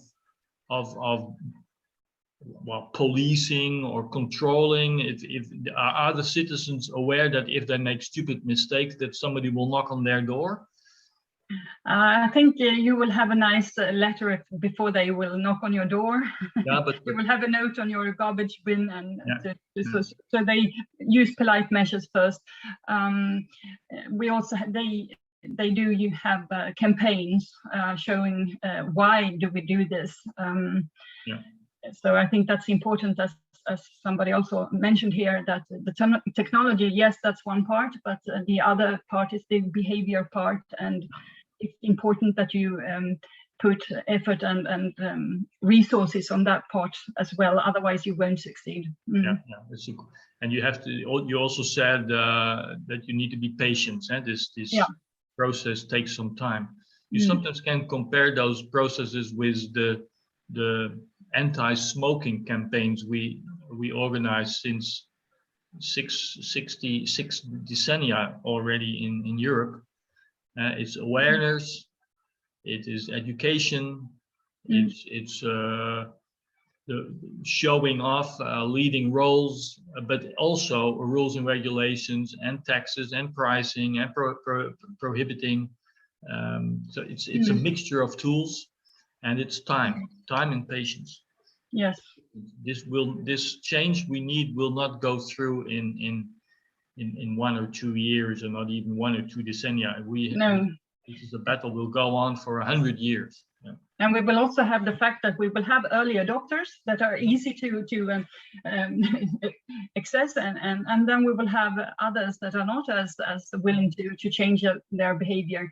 But if you reach somewhat like 20% of the population, then the others will follow, because it will be unmodern, it will be not normal to do what's wrong. So you need to get these first 20% behavior change, and then the rest will more or less come by its own.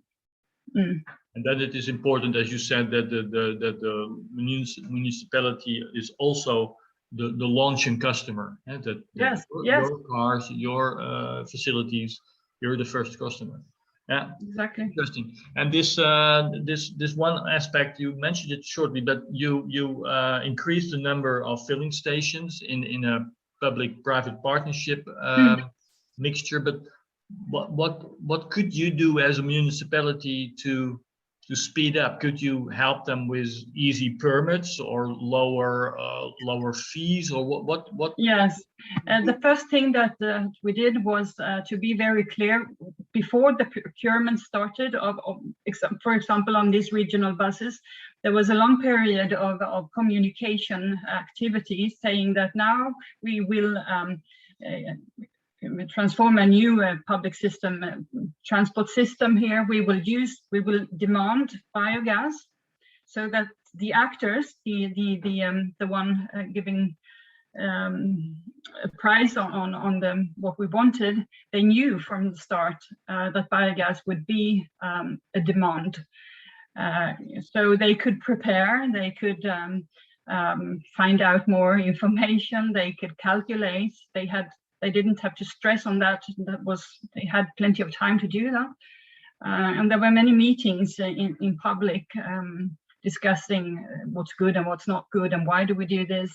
So they were more prepared. So that's the information part, I think. And then we said that we will have the biogas on these certain lines, and we need an extra filling station here, and we need one there.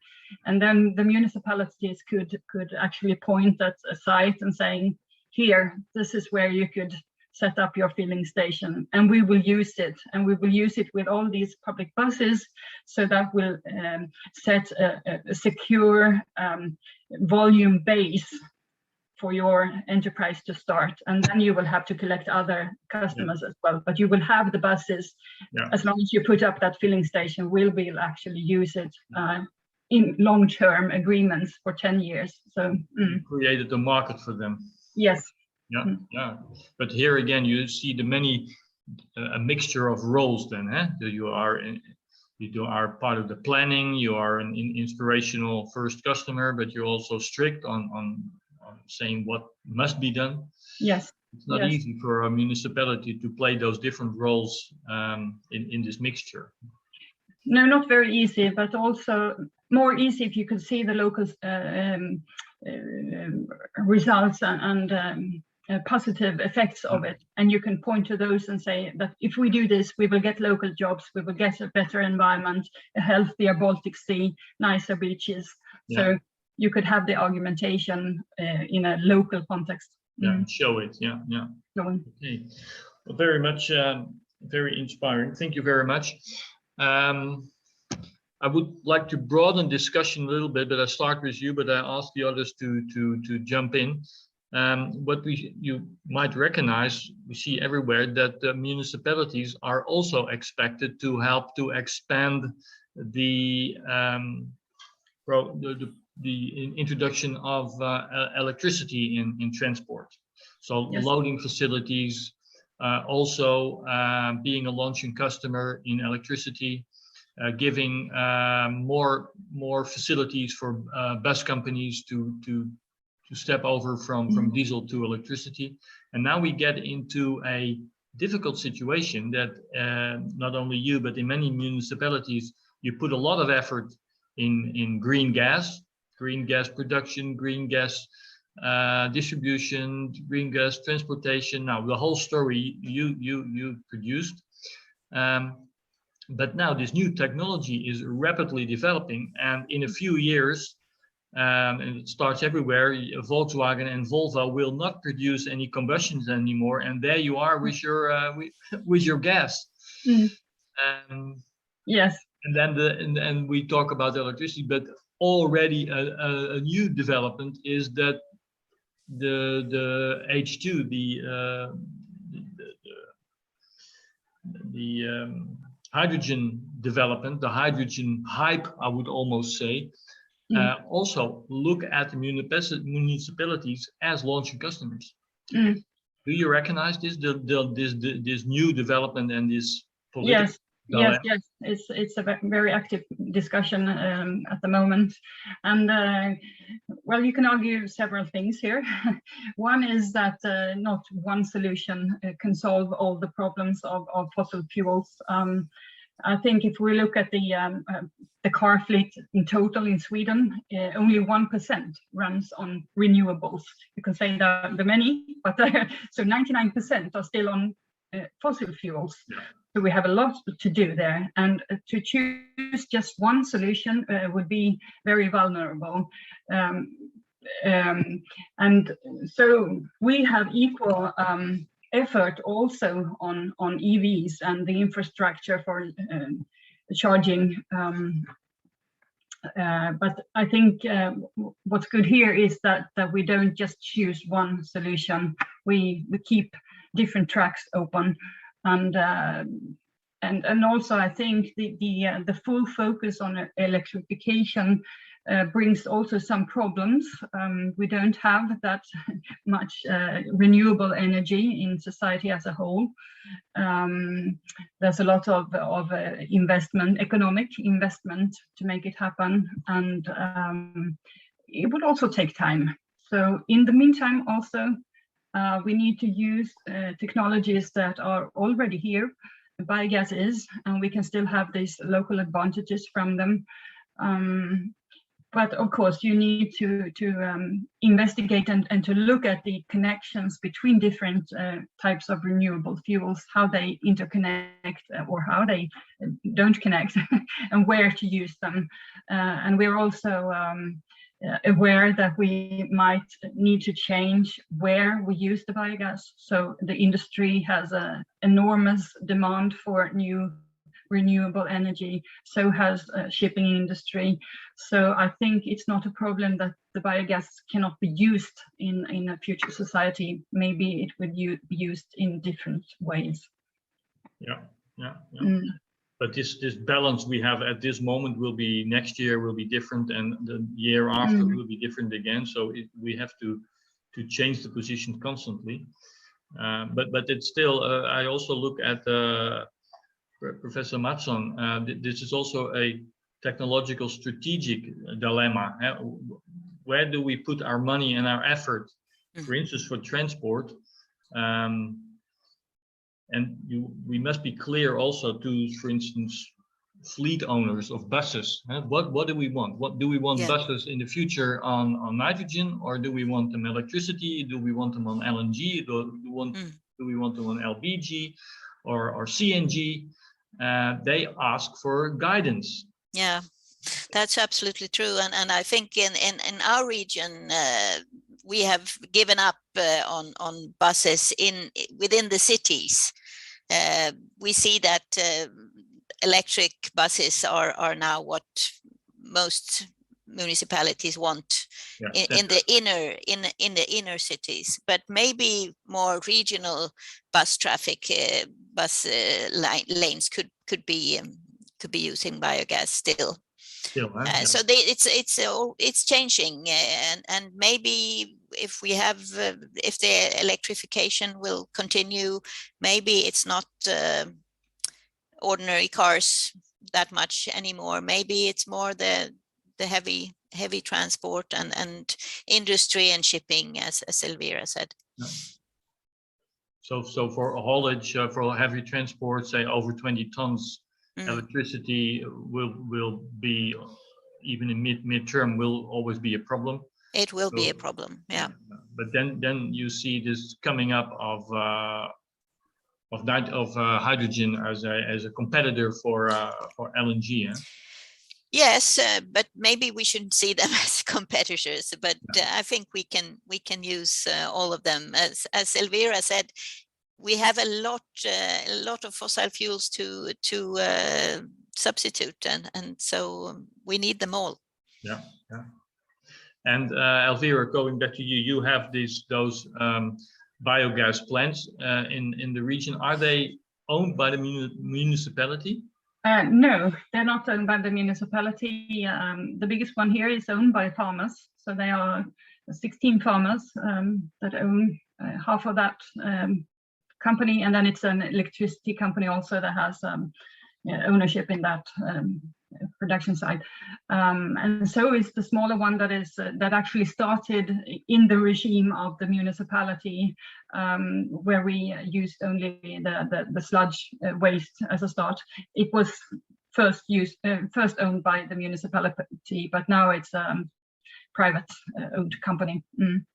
And for instance, the waste collection, this whole infrastructure of the plastic bags collecting and so on, is that owned by the municipality, or is it also a private company? It's by the municipalities, yes, in a joint, several municipalities together. So the collection and transporting is in your hands, and the transformation into the next step in biogas or whatever is in private hands. Yes, exactly. So.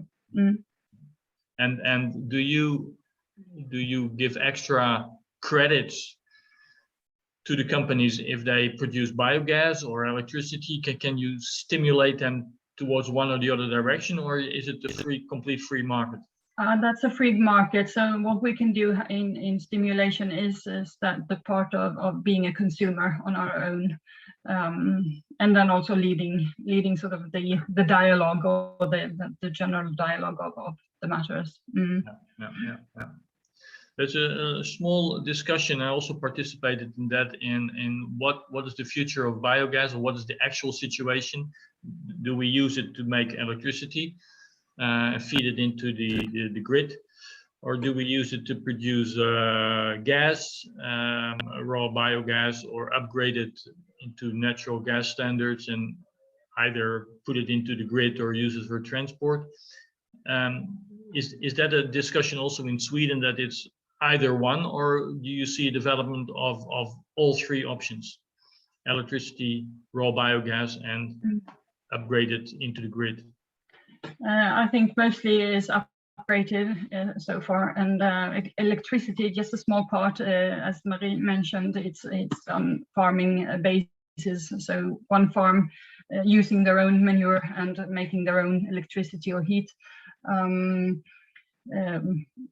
But we are very aware that the transport sector is transforming also in the renewable part. So I think also we will see the masses mostly in heavy traffic and shipping, but we will also see a much stronger interest from industry sector replacing fossil like gasol, and so they will need to do that transformation, or they can say goodbye to any future customers. You see that my impression is that the production from, for instance, windmills, that the production costs are getting lower and lower, and it's almost impossible to compete with biogas into a generator and a kind of gas engine to drive the generator. You cannot compete against windmills. So it's the business case that will put electricity production out of business, and the gas case is getting more and more important, not only price-wise, but strategically. And we need the gas to buy ourselves free from import. Do you agree with this, Professor Mattson? This development away from electricity into gas? Yeah. And you? I think so. That there has been some discussion that biogas could fill in a little bit as a reserve when the wind is not blowing. We could have biogas as something to add up with electricity during those periods. But I haven't seen very much of it yet, and I'm not sure it will happen, but there could be a small niche there. Yeah. But as an operator, and you need your generator to be productive 8,000 hours a year. Otherwise, you don't have a business case. No. Yeah. That's also an important part. What role and how do we manage our total energy system, knowing that it's changing so very rapidly?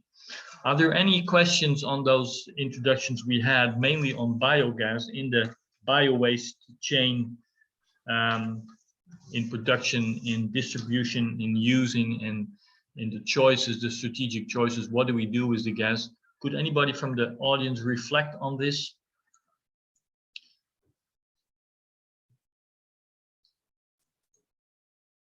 If you want to put your question in Latvian, you just ask an interpreter, they will put it on the chat.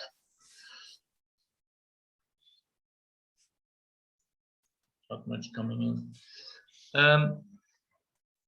A last question is this this role on the communities. This is the main subject today, the communities as key players in this transformation, and this combination.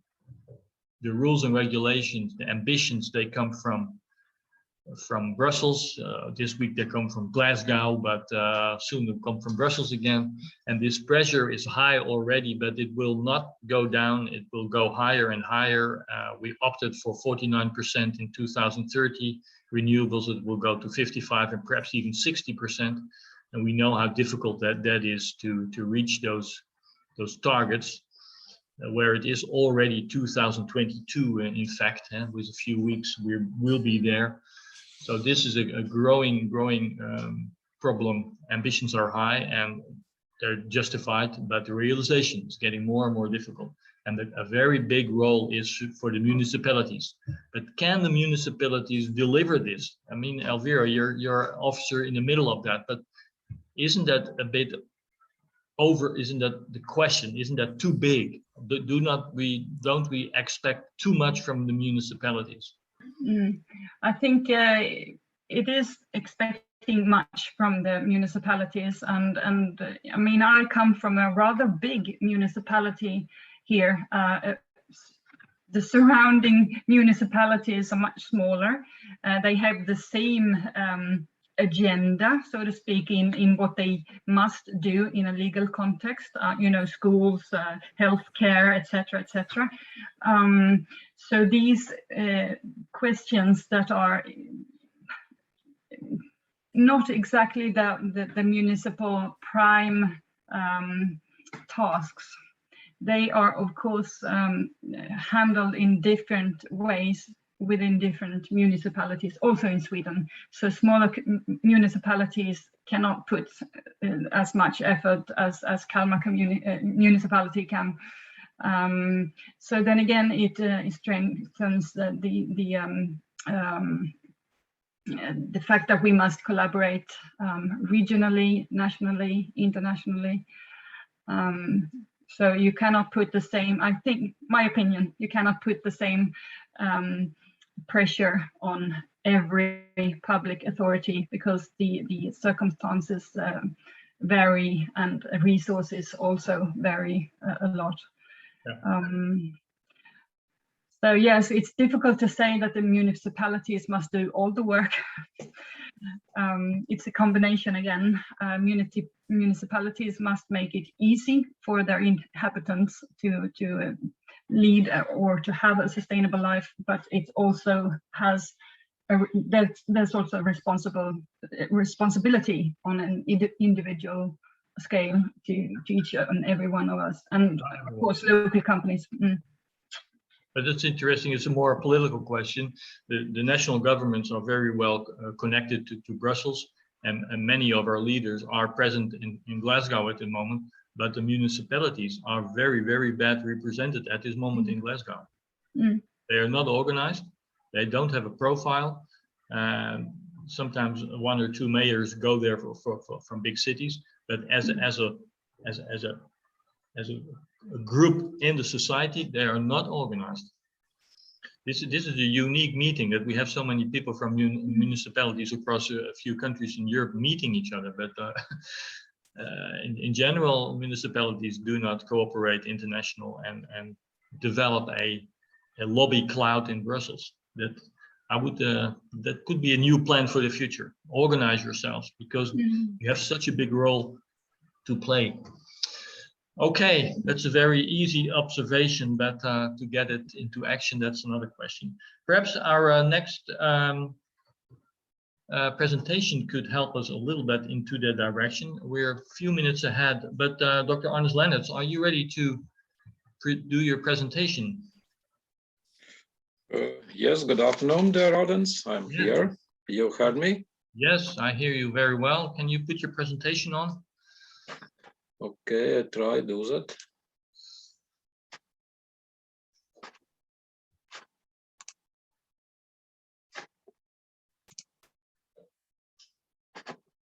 Here it is. Yes, I see it. Yes, perfect. Yeah. Before you start, could we had a short discussion about the role of municipalities, and my last question was, don't we ask too much from the local municipalities? What would you say on this? Yes, it's a very complicated question, of course, because when we start this research and this project, maybe I know before about this problem, but when we go, how to say, deeper and deeper, and I see problems so more and more. Yeah. Yes, don't get drowned if you go too deep. Yeah, but at least you recognize it.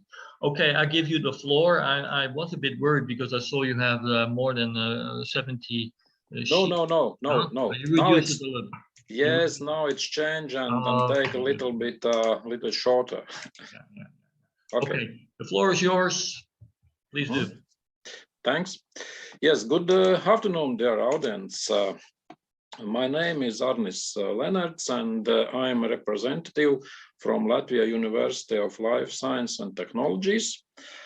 And in this project, Baltic Biomass for Value, we are responsible for policy and strategy research to identify all spectrum of support measures used to promote circular bioeconomy.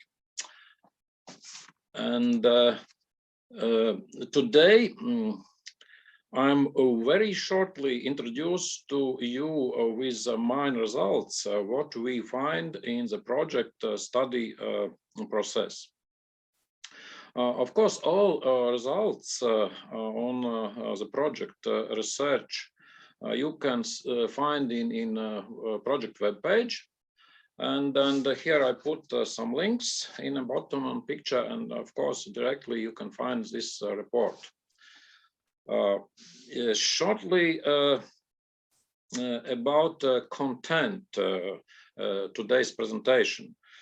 Firstly, I would like to a little bit, how to say, explain importance for municipalities, why circular bioeconomy is needed to develop.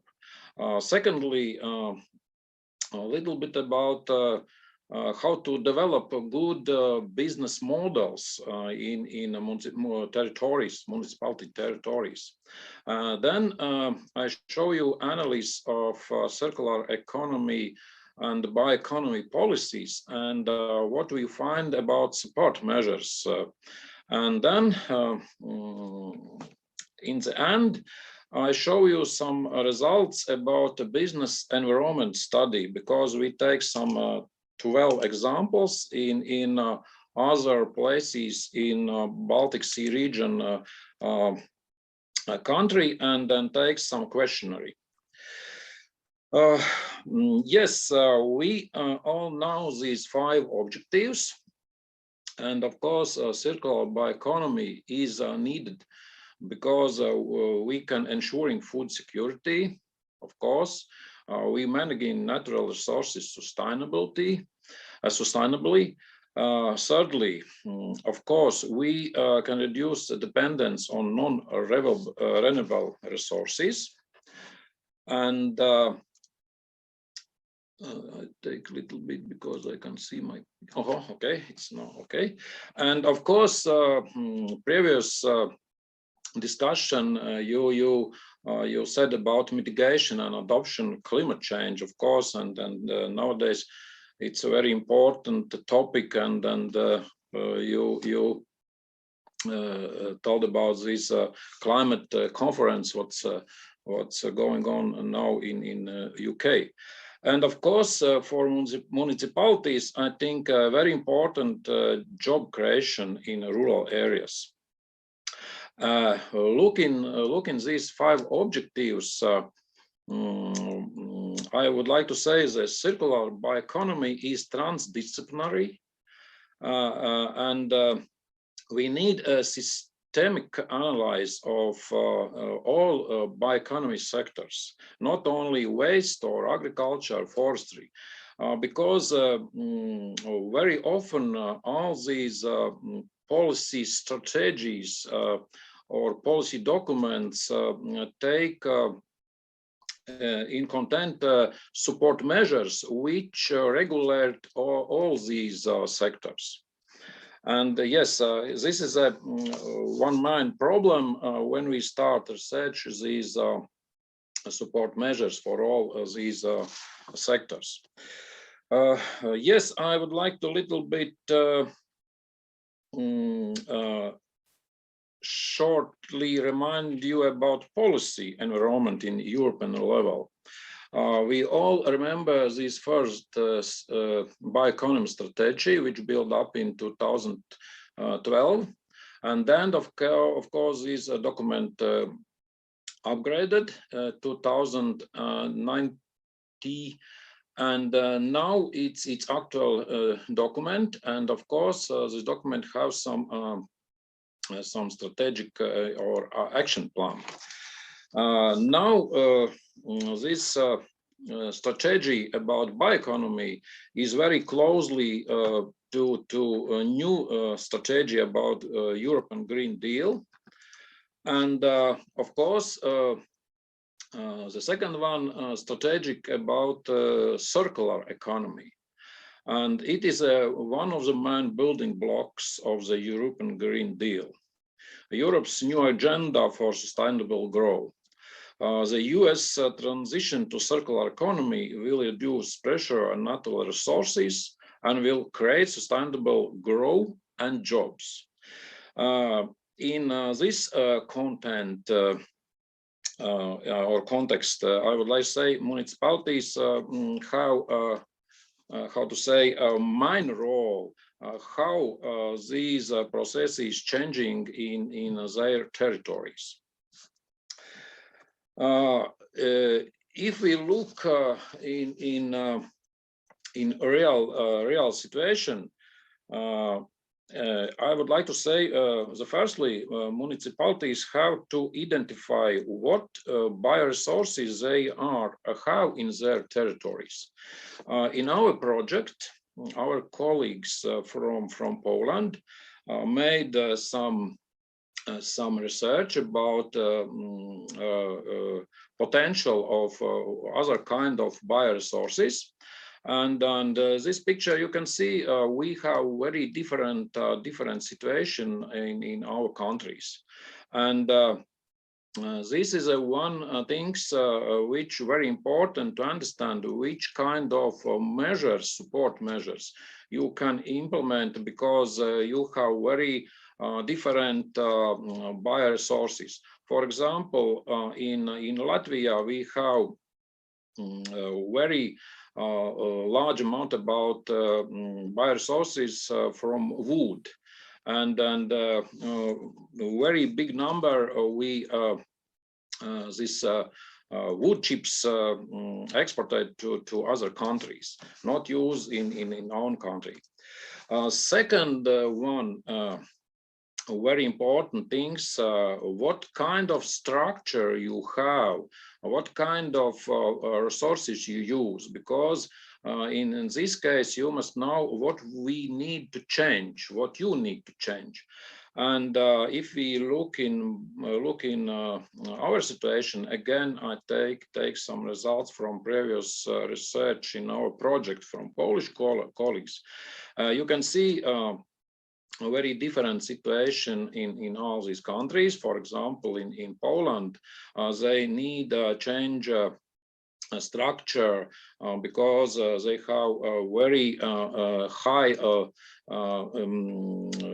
use of these fossil fuels like coal. And if we again speak about this conference, I think Polish representatives said they are would like to change the structure. And again, this problem goes to not only in state level, but goes in municipalities. And they are, I would like to say, get some problems how they change the situation. If we know about these tasks, global tasks, if we know about these country tasks, of course, we must study our resources, and we must thinking about what kind of business models we can build up. Yes, and in this research in our project, we study business models value chain. And we these value chain, how to say, build up based on input resource. For example, if you have in your municipality a very large amount about wood, of course, your input resource could be wood products. Other side streams looks like wood chips or pellets and something like that. If your municipality have, for example, a very large amount about agricultural land, you can build up and stimulate the business models which can produce more and more products from this value chain. For example, in Latvia, in Zemgala region, we have one farm which in history have only land use for grain and rapeseed producing, and then they are built up a very big cow barn, and nowadays they are have about 2,000 cows, and of course they have some problems with manure, because manure, of course, not only a resource, but if they're not recycled, they are, of course, some waste, but they are built up biogas station. And then in Latvia, we changed some support system, how to say, support system mechanisms, and then these biogas plants need use all heat, and it's how to say was a very good things for this farm, because they are build up some aquaculture production, and nowadays they are produce fish too.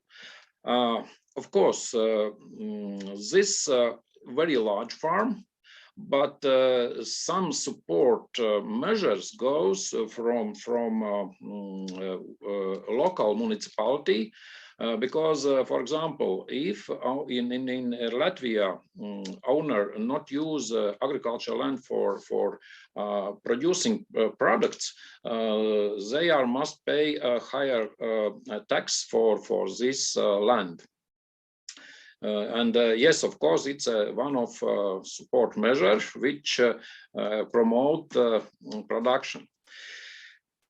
In our study, when we try to identify these business models and these support measures for these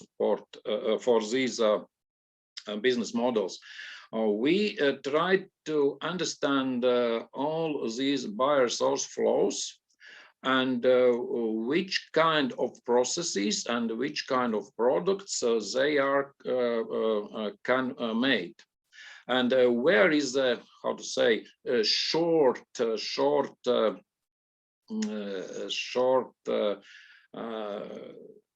places, and where they are need some injections for subsidies, or where they have some measures for stimulating to promote this business.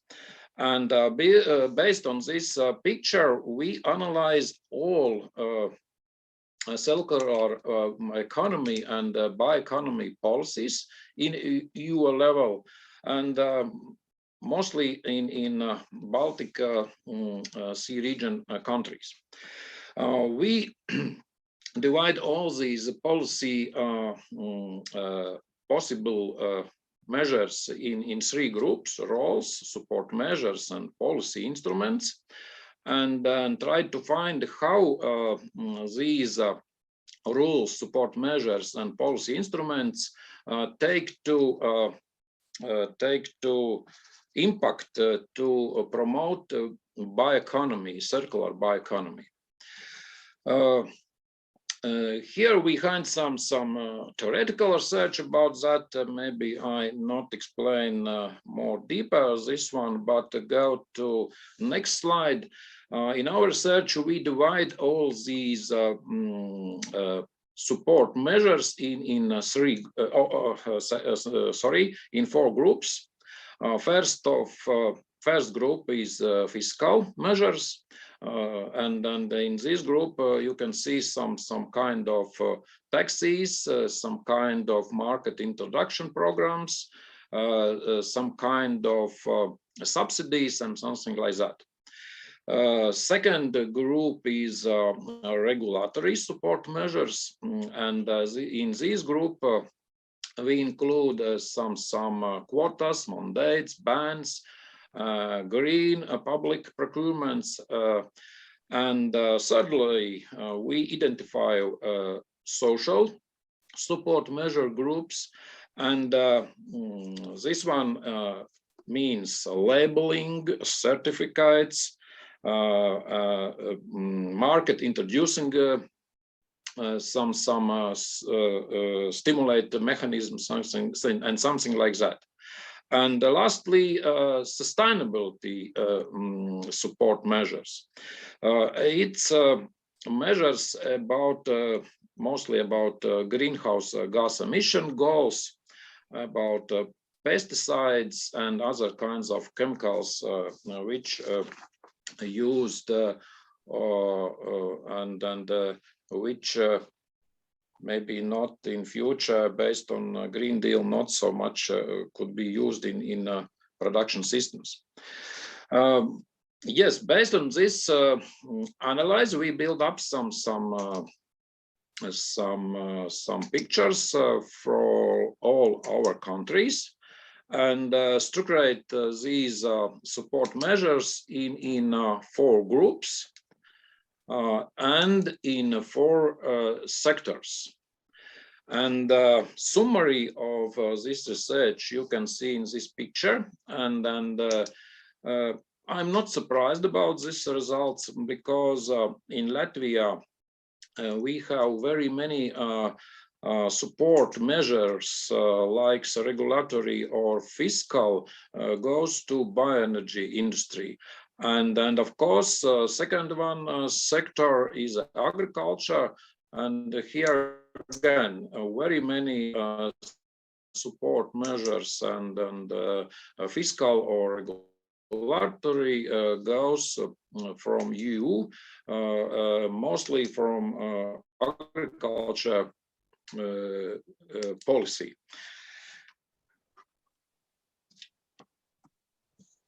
Yes, and if we go to municipality levels, all these strategies for climate, for agriculture, of course, you must introduce in your territory.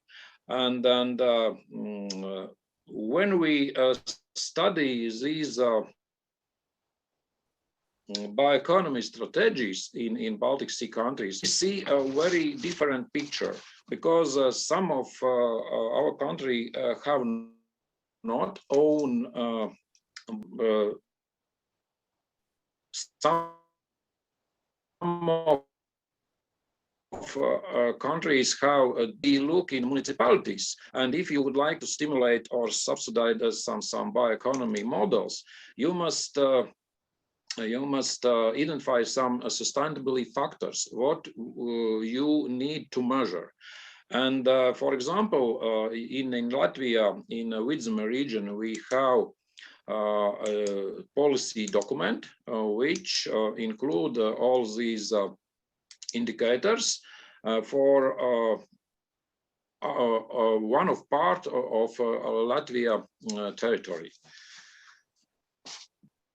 Yes, and in the end, I would like to show you some results about business environment research.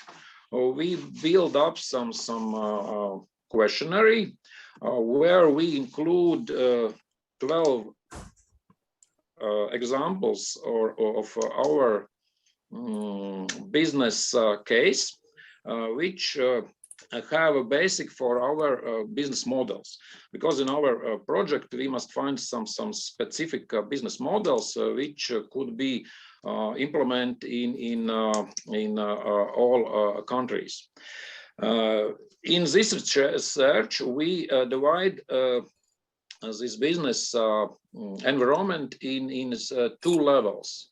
One level is a macro level, and we ask all these representatives from these business enterprises what they are think about macro environment, and what they are think about macro environment support measures to look like physical, regulatory, sustainability, and then social. And then we go a little bit deeper and study about micro environment, which these measures, roles or results have impact on this business case development. Here you can see some results. If we see these macro level results, you can see very important is social focus measures. And all these representatives said very important why a market have demand for this product which they can produce. And from this side, I think very important for municipalities subsidize or stimulate some market changes. No, for example, one good things is green procurement, for example. Yes, and if we see this impact in macro level, we see very important for all these business cases are resources.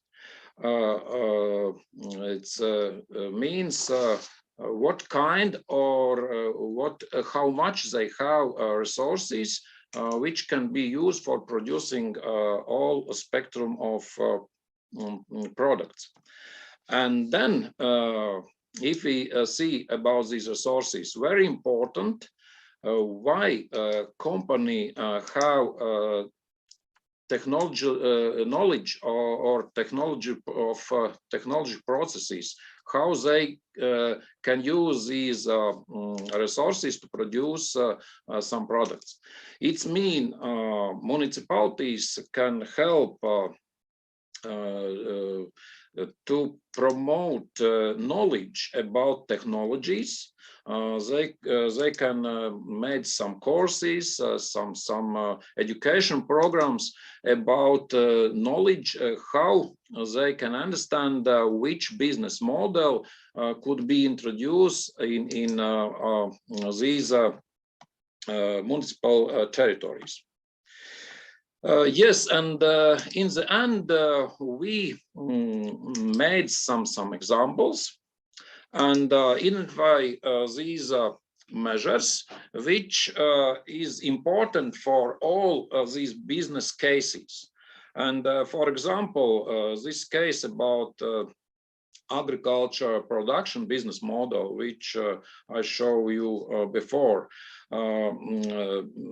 use fiscal support measures. Mostly these fiscal measures goes from agriculture policy, and then some of them, for example, about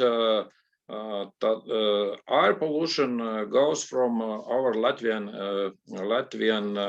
legislation. Second group about regulatory, and then again, mostly of them goes from agriculture policy, and societal and sustainability support measures, they are used for promoting this business case. And yes, we identify these cases for all our examples, and more information you can find in our report, which you find in our webpage. And in the end, about our research, I would like to say not all Baltic Sea region countries have national bioeconomy and circular economy documents, and it's how to say very important things, because if we think about transmission knowledge, we must know how they are built up on policy, and then this is one of the difficulties, I think, in our project, how to transfer this knowledge from, example, Sweden to Latvia, or from Latvia to Sweden. A second one, uses circular bioeconomy business case support measures for developing bioresources based on business depend on geographical location. It's things what I said before, because if you have other kind of resources, of course you need other kind of support or stimulate mechanisms. Yes, it's again availability of bioresources kind, because we have some very interesting examples in Estonia about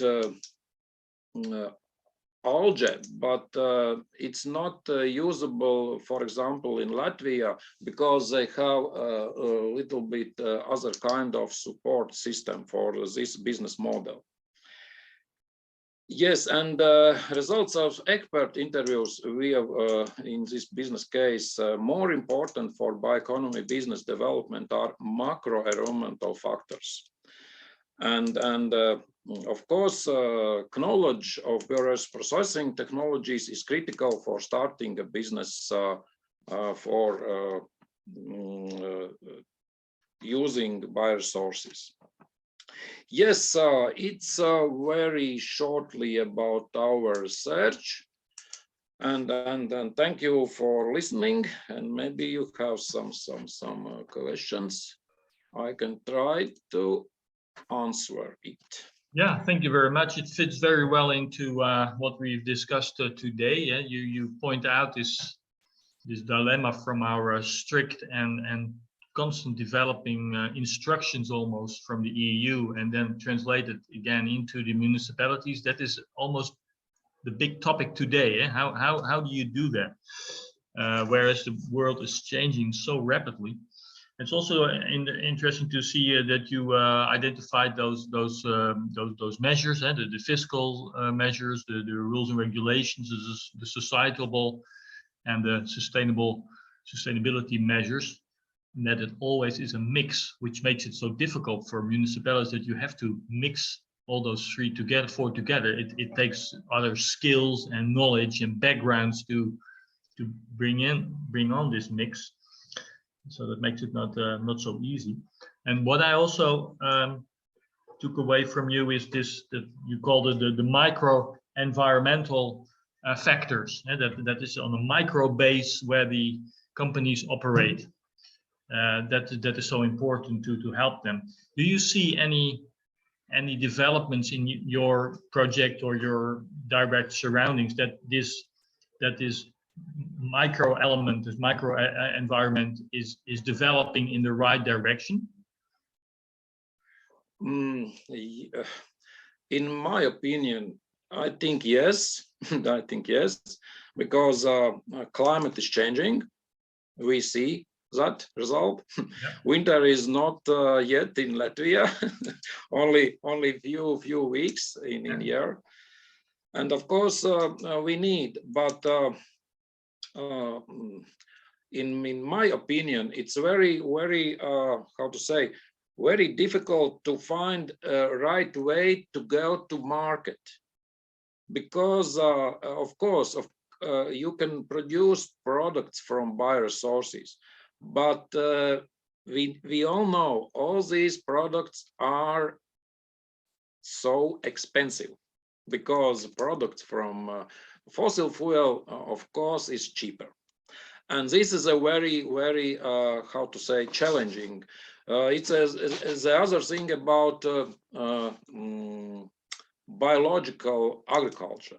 The same. We have strategy from farm to fork, yeah. From fork to farm. Yes, and of course it's again, yes, we put very nice numbers in this strategy. You need some fixed numbers about land which must be used from biological methods, but of course it's not cheap product. It's not cheap product. Yeah, and in the end the consumers must pay the price. Of course. Yeah.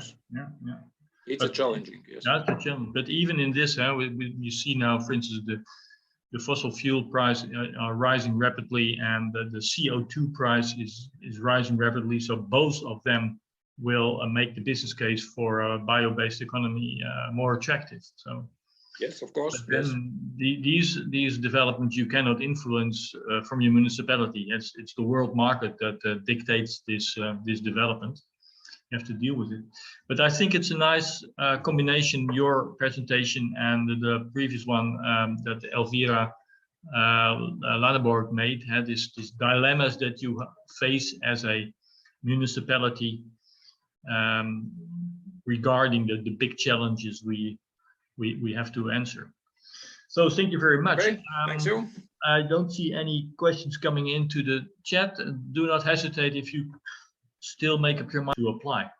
Okay, we go to the almost last part of our program,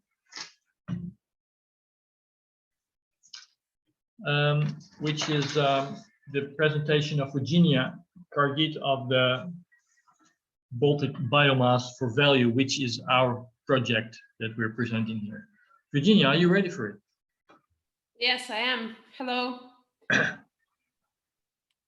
Yes, so I will try to be very concise, because we actually like at the end. Yeah, yes. Go ahead. Yeah. Yes, so very quickly, and the purpose of my brief introduction to the Baltic Biomass for Value project is to show maybe what was not presented during this 2 days, because our project is targeted not only to the government, public sector, but also to the business sector and other stakeholders in the circular bioeconomy development field. And just to catch up with what was discussed, I just want to share why we in this project selected this regional and local level.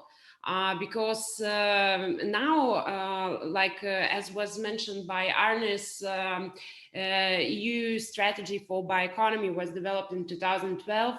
its revision was in 2018. So the European Commission collected how countries are developing their strategies.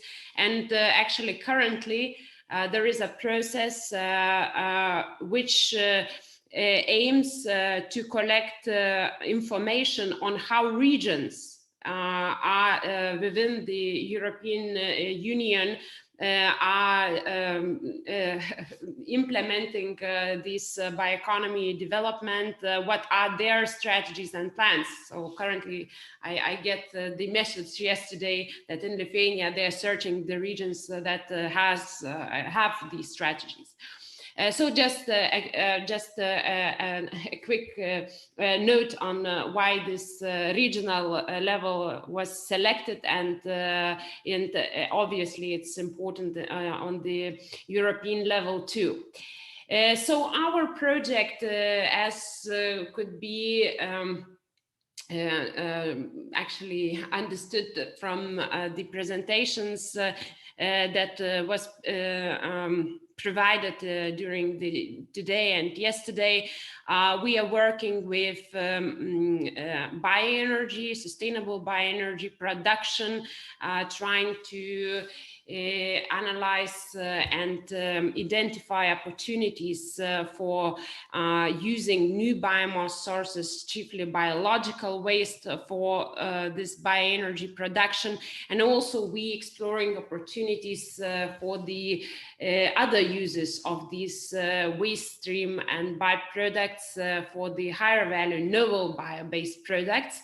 Our project is in actually in the very mature, and it will officially end at the end of December. So we are in the phase of completing our activities. Our consortium is quite large. We covering 8 countries within the Baltic Sea region, all the Baltic countries. From Scandinavia, we have Sweden and Norway. Also, we have Poland, Germany, and partners from Russian Federation.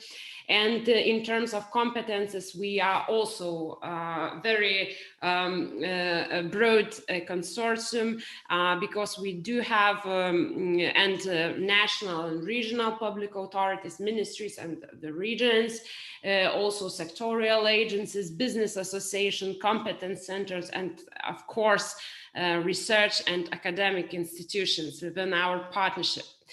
And what we made, so what are our outputs, what was discussions and our explorations around. So first of all, we looked at the market outlook for the different bioenergy projects and value chains in the Baltic Sea region energy system. This was led by Norwegian partners, and there is a report on this. We also looked at biomass sources and how these biomass sources are deployed, and this biomass value chain analysis. This was done with the leadership from a team from Poland, and also we have a report on this.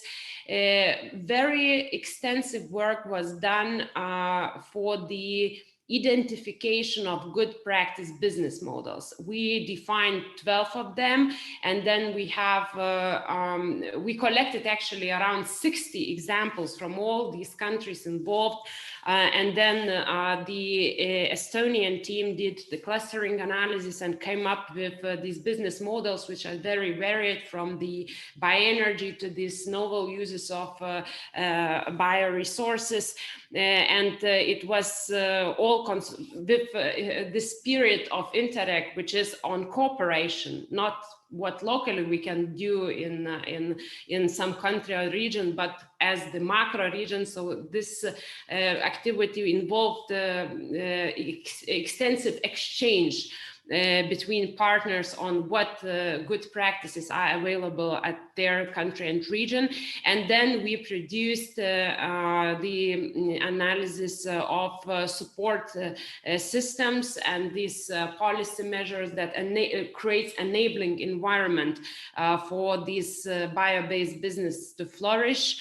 And it was presented. And what we did, and I want to quickly show you, is that these 4 reports are quite lengthy reports. So what was done is that we integrated into the electronic tools. We created some catalogs and calculators that it would be more easily usable. And here you see it was released only yesterday from testing environment to our website. So apologies that not everything is in the right places and properly working, but as you can see, there is a catalog of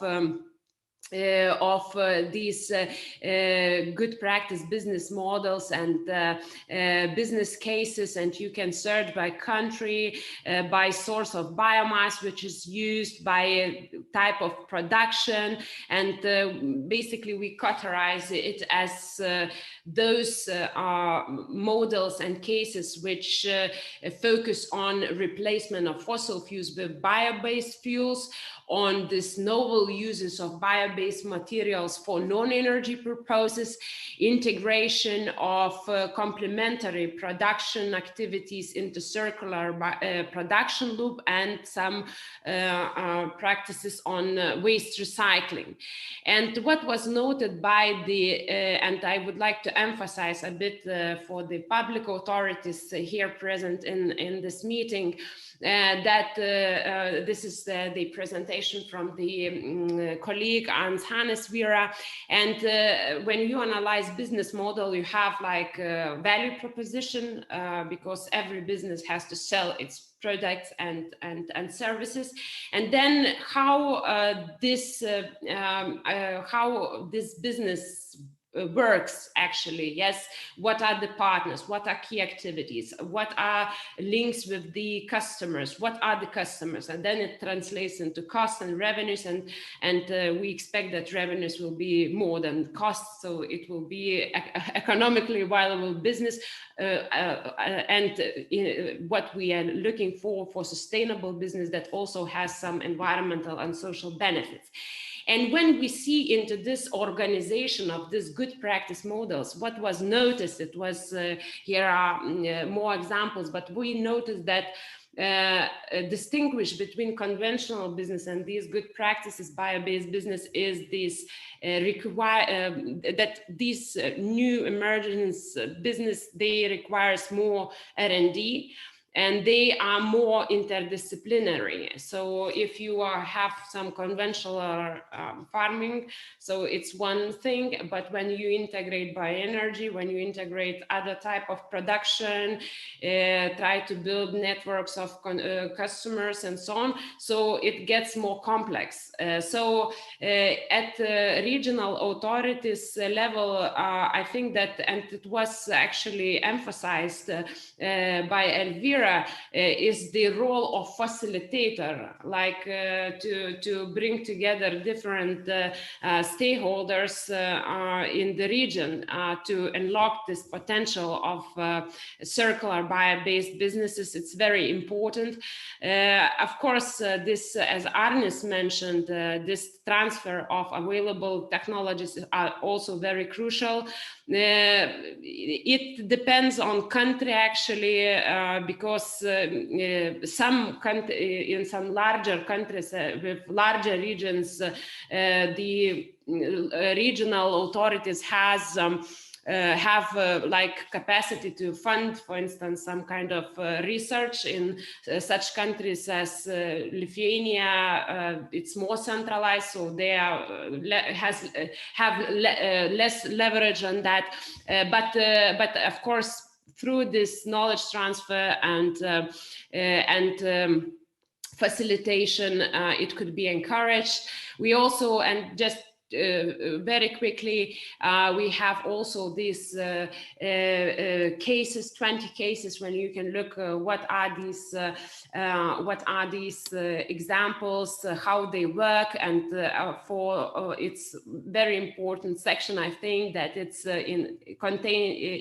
it is in every case description is challenges and solutions, which are quite frequently connected to this regulations and so on. And we do have also some tools, modeling tools, to see, for instance, from the market perspective, how this district heat and power production could be influenced by the carbon prices. Yes, we have like here 2030 Germany with low, and you see some kind of what could be expected by the modeling done by the Norwegian experts. What are will be the prominence of coal? If you take the higher carbon prices, you see that coal is getting less. We do have also some biological waste potential calculators with the main, most commonly in our region, like manure potential, straw potential. So manure, for instance, you can if you know how much it's in your region by the type of animals, you can predict how you can produce biogas or biomethane. It's coefficients that is explored and empirically tested by the Polish team. And also the last one, just to show the scope, we have also for if there is some opportunities identified, you can model like a project and net present value, calculate net present value. Whether is this type of opportunity is economically viable. So just to show you very quickly what's more about our project and what we worked on. And lastly, what's important in Interreg projects, it's okay, we are a large consortium, 17 organizations already, but it's very important to interact with local stakeholders and bring different countries on board, as in this meeting. And throughout our project, it's not all already included, because in October and November we are having these additional events. But until the September, we managed to involve more, almost 400 organizations, as we focus more on the business opportunities. There is business sector, enterprises and associations, like 50% of these organizations are from that. And then, of course, there is public governmental sector and research sector, also representatives took part in it. And a very final slide from my side. So we are coming close to the end of the project, but still we are working to complete everything and reflect on these events that happening in October, November. So we have some updates on that, and complete this e-tools sections, that everything will work properly. So we invite you, if you are interested in these results and updates, to subscribe our newsletter and just to visit our webpage. We must quickly come to an end, and I thank you very much for this introduction. It's an intriguing project, and I think you can be proud of it, that you reached so many people and uncovered so much data that you can share it with the community. I hope this is not the end, but only the beginning of the networking. So thank you very much, and I will repeat, let's keep in touch, and everybody log into the website. It's full of information and contacts, and we can learn with each other. So I must quickly come to an end. It's my fault that we are 20 minutes over time. This changing between East and Western Europe, that makes it always a bit complicated. So thank you very much for your participation today, and those who were yesterday. A special thank, of course, to the people who prepared their presentations and were willing to share their knowledge and react on the questions we posed. Special thanks, of course, for the organization behind the screens, literally the screens, who did all this. Very well done. Thank you very much. And I quote you, Virginia, let's keep in touch, and we'll meet again somewhere in Europe to work on the bio-based economy and the circular economy that is ahead of us. Please meet again. Indeed. Thank you very much for today. Bye.